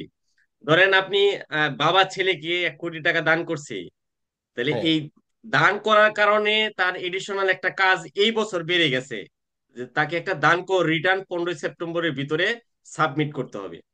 আর আচ্ছা। এজ ইউজুয়াল সে যে আয়কর রিটার্ন জমা দেয়, ওখান থেকে তো 1 কোটি টাকা বাবার ফাইল থেকে মাইনাস হবে, ছেলের ফাইলে গিয়ে যোগ হবে, এবং এই দান করে রিটার্নটাও ওখানে অ্যাটাচ করে দিলে মানে খুব শক্ত ডকুমেন্ট হিসেবে থাকবে। হ্যাঁ, ওই ওইটাই আর রিটার্নটার কি, সাথে মানে এই আপনার রিটার্নটা আপনার অ্যাটাচ করে দিতে হবে। দানটা পেয়ে গেলে এই যে যে আজকের যে ক্লাসটা নিলেন, এটা একটা জি, অ্যাডিশনাল কাজ হিসেবে যুক্ত হবে, কিন্তু আলটিমেটলি ইফেক্ট ওখানে শো করতেই হবে। রাইট, রাইট, রাইট, হ্যাঁ, এক্স্যাক্টলি, এক্স্যাক্টলি, এক্স্যাক্টলি, ঠিক আছে, ঠিক আছে, exactly. Thank you. Okay, welcome. আরো কেউ কোনো কোয়েশ্চেন করার প্রয়োজন হলে আপনার কোয়েশ্চেন করতে পারেন। ঠিক আসসালামু আছে, আলাইকুম মোটামুটি আমরা স্যার। 16টা ক্লাস একটু কিন্তু আজকে শেষ করে ফেললাম। হ্যাঁ, বলেন। জি, আসসালামু আলাইকুম স্যার। ওই দান আর ওই যে আমরা যে হেবা সম্পত্তি যে দিয়ে দিতে, এই দুটো কি জিনিস স্যার একই না ডিফারেন্স? না, মানে এখানে আমরা যে, হুম, হুম, হ্যাঁ জি স্যার বলুন। আচ্ছা, হেবার যে বিষয়টা বলি, হেবা যে জমি, যে হেবা হয়, হেবা তো স্বাভাবিকভাবে যেগুলা মূল্য অপরিশোধিত থাকে, দলিলে জি। কিন্তু লেখা থাকে একটা মূল্য, বাজার মূল্যটা দেওয়া থাকে কিন্তু লেখা থাকে মূল্য অপরিশোধিত, হ্যাঁ, একটা এরকম মূল্য লেখা মানে থাকে না? দেওয়া থাকে যে 3 কোটি বা 50 লাখ 70 লাখ, মানে বাজার মূল্য অনুসারে একটা ইয়ে দেওয়া থাকে স্যার। জি হ্যাঁ, হ্যাঁ, হ্যাঁ। তাহলে এই হেবাটা, হ্যাঁ, হেবাটা আসলে এক ধরনের দান, যেগুলা মূল্য অপরিশোধিত থাকে। বুঝতে তাহলে পেরেছেন? আর স্যার যদি মূল্য মানে আমরা পরিশোধিত যেমন, থাকে, দলিলে যদি লেখা থাকে মূল্য পরিশোধিত, তাহলে আবার সেটা দান না। না তাহলে স্যার আমরা যেমন এর আগে হেবাতে যেরকম যে পড়েছিলাম স্যার, চার হ্যাঁ, কোটি পর্যন্ত যেমন সারচার্জ হবে না। চার হ্যাঁ, কোটির 4 কোটি থেকে 10 কোটি পর্যন্ত যেমন ওই যে 10%। ট্যাক্স, যে ট্যাক্সটা দিব, মানে হ্যাঁ, হ্যাঁ, ট্যাক্সটা দিব মানে স্যার, মানে আমার 8,000 টাকা ট্যাক্স আসছে, মানে তার উপরে 10%, রাইট, এরকম করছিলাম স্যার। তাহলে তো রাইট, স্যার রাইট। ওইভাবেই স্যার হেবা হলে তো স্যার ওই যে নর্মালি এই ট্যাক্সের সাথে যেভাবে আমরা করি স্যার, ওইভাবে যাবে। আলাদা তো আর কোনো ফর্মালিটিস নাই স্যার। না, আলাদা এখানে দেখেন, আপনি খেয়াল করেন, আপনি যে সারচার্জের বিষয়টা বলতেছেন, এটা তো আয়কর ফাইলে আপনি যখন ট্যাক্স দিবেন, ট্যাক্সের উপর আপনার অতিরিক্ত সম্পদ হয়ে যাওয়ার কারণে আপনাকে সারচার্জ দিচ্ছেন। বাবা জি স্যার। ছেলেকে 5 কোটি টাকা দিয়ে দিছে, খেয়াল করেন, বাবা জি স্যার। ছেলেকে 5 কোটি টাকা দিয়ে দিছে। হ্যাঁ, এখানে তো তার কোনো দান কর দিতে হবে না, কিন্তু এখন সেলের ফাইলে যে 5 কোটি টাকা অ্যাড হয়ে গেল, তাহলে সেলের যদি কোনো ট্যাক্স থাকে, মানে ট্যাক্সেবল ইনকাম থেকে ট্যাক্স আসে, তাহলে সেলের কিন্তু আবার এই সম্পত্তিটা টোটাল বাবার কাছ থেকে পেয়ে গেছে, তার জি ফাইলে স্যার। তো 4 কোটির উপরে চলে গেছে, তাহলে তাকে তো সারচার্জ দিতে হবে। ওই সারচার্জের সাথে তো এই দান করের ব্যাপারটা সম্পৃক্ত না। বুঝতে পারছেন আচ্ছা, বিষয়টা? মানে আমি যেটুকু স্যার, মানে একটু ভুল বুঝতে পারি, আমি যেটুকু স্যার বুঝতে পারলাম যে এই দান করের যে ব্যাপারটা, এটা হইতেছে মানে আমি আমার ছেলেকে দিব, হ্যাঁ হুম, এই এই টাকাটা আমি দিব, মানে হ্যাঁ, এরকম কিছু স্যার, মানে দান রাইট, করের। Right, right, right. আমি আর আমি আমি হচ্ছে আমি যেটা আমি, ব্যাপারটা বলি। আর আর আমরা যেটা দানটা তো বলতেছি যেমন, জি স্যার। একবারেই ঘটবে, দানটা তো আর হ্যাঁ প্রতি হ্যাঁ। বছর ঘটবে না। জি স্যার। হ্যাঁ, জি দানটা ধরেন বাবা ছেলেকে এই বছর 5 কোটি টাকা দিল, এই 5 কোটি টাকা তো ছেলের ফাইলে ঢুকে গেছে সারা জীবনের জন্য। জি। তাহলে বাবা যে দিল, ওই দেওয়ার প্রক্রিয়াটাকে দান বলে। এখন এখানে বাবার দান কর দিতে হবে না, কারণ এখানে তো আমরা অব্যাহতি পড়ে আসছি। এখন ধরেন আপনি আপনার বন্ধুকে 1 কোটি টাকা দিলেন, খেয়াল করেন, জি খুব সিম্পলি এটা খেয়াল করেন, আপনি আপনার বন্ধুকে 1 কোটি টাকা দিচ্ছেন, আর আপনার বন্ধু 1 কোটি টাকা পাইলো, সে তার ফাইলে এটা দেখাবে অন্যান্য প্রাপ্তি হিসেবে বা দান প্রাপ্তি হিসেবে, সে কিন্তু কোনো ট্যাক্স দিবে না। কিন্তু আপনি যে আপনার বন্ধুকে আপনার ফাইল থেকে 1 কোটি টাকা দিচ্ছেন, এই যে 1 কোটি টাকা দান বাবদ দিচ্ছেন, এটার জন্য আপনাকে দান কর দিতে হবে। হ্যাঁ। জি কারণ স্যার, এটা ক্লিয়ার। আর আপনি, যে, হ্যাঁ, আর বলেন। যেটা স্যার মানে বাবা মা ওই যে যে আটটা সম্পর্ক বললেন, এর হ্যাঁ, মধ্যে মানে হইতেছে যে আমি যত অ্যামাউন্টই দেই, তাহলে তো আর আমার কোনো দান করার ইস্যু আসতেছে না। রাইট, রাইট, দান মানে আমি করে যদি শেষ। আমার বোনকে এখন দেখা গেলো 10 কোটি টাকা আমি সম্পত্তি দিয়ে দিলাম, তার মানে এখানে তো কোনো দান করে ইস্যু আসতেছে না এখন। বোনের যদি ওই 10 কোটি টাকা ওই যে অতিরিক্ত সম্পদ হওয়ার কারণে তার যদি ট্যাক্স পেয়েবল থাকে, তার উপরে হয়তো তার সারচার্জ যাবে, এটা আলাদা আলাদা একটা issue right, sir. Right, right, হ্যাঁ ওটা তো সে প্রতি বছরই দেওয়া যাবে, সারা হ্যাঁ জীবন হ্যাঁ, ভরা ওটা দেওয়া ওটা যাবে। ওটা ওটা ওটা দিয়ে দেবে স্যার, আমি স্যার হ্যাঁ, ক্লিয়ার হ্যাঁ, স্যার, দিয়ে দিতে ঠিক থ্যাংক আছে, ইউ। ওয়েলকাম। ভাই একটা খুব সুন্দর কোয়েশ্চেন করছে, আশা করি সবাই বিষয়টা বুঝতে পেরেছেন। তাহলে ঠিক আছে, আমরা আজকে এতটুকু আলোচনা করলাম। আমরা আগামী ক্লাসে আবার আমাদের দেখা হবে। আমরা প্রায় 16টা ক্লাস অলরেডি শেষ করে ফেলছি। সবাই বাসায় একটু পড়তে থাকেন, আর আমি সাজেশনটা এই সপ্তাহে ইনশাল্লাহ দিয়ে দিব, যেহেতু আমাদের স্যার, 16টা ক্লাস শেষ হয়ে গেছে। হ্যাঁ বলেন। ঘটনা হচ্ছে 16টা আর 32টা ক্লাস নাই, ঠিক হ্যাঁ, আছে? হ্যাঁ, হ্যাঁ, এই হ্যাঁ। পরীক্ষা না হওয়ার আগ পর্যন্ত আপনি কিন্তু আমাদের মাথার উপর থেকে যায়েন না, এটা হলো কথা, না না, গ্রুপ তো বুঝছেন? আছে ইনশাল্লাহ, ইনশাল্লাহ আমি আছি এই প্ল্যাটফর্মে, মানে ইনশাল্লাহ সার্ভিস দিয়ে যাব। এখন পর্যন্ত কিন্তু আমরা মানে আমরা যে পরীক্ষার জন্য একটা, আমি আমার কথা বলতেছি, যে হ্যাঁ, ফাইনাল যে একটা আমার যে নিজস্ব গতিতে যে পড়াশোনা, সেখানে পড়তে গেলে কিন্তু অনেক জায়গায় আটকে যাবো গা। হ্যাঁ, অনেক জায়গায় ছোট ছোট প্রশ্ন ক্রিয়েট হবে। তো আচ্ছা, সেই আচ্ছা। ক্ষেত্রে আপনি পরীক্ষার আগ পর্যন্ত কিন্তু ছাতা হয়ে থাকেন স্যার, চলে যান আর কি, এটা এটা না করেছি। না, ইনশাল্লাহ, ইনশাল্লাহ, ইনশাল্লাহ আমি আছি, ইনশাল্লাহ আমি আছি। আর আর আপনাদের ই রিটার্নের ক্লাসটাও আমরা নিব। হ্যাঁ, 2টা ক্লাস দিব আলাদা কোনো টাইমে, আমরা টাইম দিয়ে দিব। আমরা একটু বলে নেই, আমরা ওই যে ক্লাস নেওয়ার জন্য একটা অ্যাড দিচ্ছি। হ্যাঁ, একটা অ্যাড রেডি করতেছি আমরা, হয়তো বা কিছু নবিশ বা নতুন যারা শিখতে চায় ই রিটার্নের প্রসেসটা, ওদেরকে এডমিশনে নিব, আর আপনাদেরকে এইভাবেই অ্যাড করে দিব ওই গ্রুপটাতে। বুঝতে পেরেছেন? আপনারা ঠিক আছে, 2টা ঠিক ক্লাস আছে। পাবেন ই রিটার্নের উপর। এটা এটা আমরা অ্যাডটা রেডি করতেছি, ফেসবুকে পোস্টিং করবো হয়তো 2-1 দিনের ভিতরে। তখন ওই গ্রুপটাতে আপনাদেরকে অ্যাড করে দিব, আপনারা ই রিটার্নের ক্লাসগুলো ওখানে করতে পারবেন। একটা নয়, 2টা ক্লাস পাবেন ইনশাল্লাহ। ঠিক আছে। আর আপনার তো স্যার আর একটা জিনিস দেখলাম, সেটা হচ্ছে যে আপনি ইউটিউবে যেগুলো আপনি এই ইয়া করতেছেন, সেগুলো তো স্যার অলরেডি অ্যাডের আওতায় চলে এসেছে স্যার। হ্যাঁ, এবং আমি দেখতে গেলে দেখি ভালোই হয়, হইতেছে স্যার ওখানে। হ্যাঁ, অ্যাড আচ্ছা, অ্যাড অ্যাড করে দিচ্ছে আচ্ছা, অ্যাডিশনালি। আচ্ছা, ভিউ হচ্ছে না? আচ্ছা ঠিক আছে, এটা আপনারা দেখেন, এই জন্য হয়তো বা হচ্ছে ইনশাল্লাহ। আশা রাখি হয়তো বা আরো ভালো ভিউ হবে। সবাই আমার জন্য দোয়া রাখবেন, আর আজকে এতটুকুই, আমরা ক্লাস শেষ করে দিই নাকি বলেন? জি স্যার, জি স্যার, আসসালামু আলাইকুম স্যার। জি স্যার। ঠিক আছে, ওয়ালাইকুম আসসালাম, সবাই ভালো স্যার থাকেন, আর আমরা যে কোনো কিন্তু সমস্যা পিছা আমাকে দিয়েন না নক দিবেন। স্যার। হ্যাঁ জি বলেন। স্যার, থাকেন স্যার, সবসময় থাকেন স্যার, পিছা দিয়েন না জি, স্যার, জি, পরীক্ষা জি, পর্যন্ত স্যার। জি, জি, ইনশাল্লাহ, ইনশাল্লাহ, ঠিক আছে, ঠিক আছে, আসসালামু আলাইকুম। আসসালামু আলাইকুম।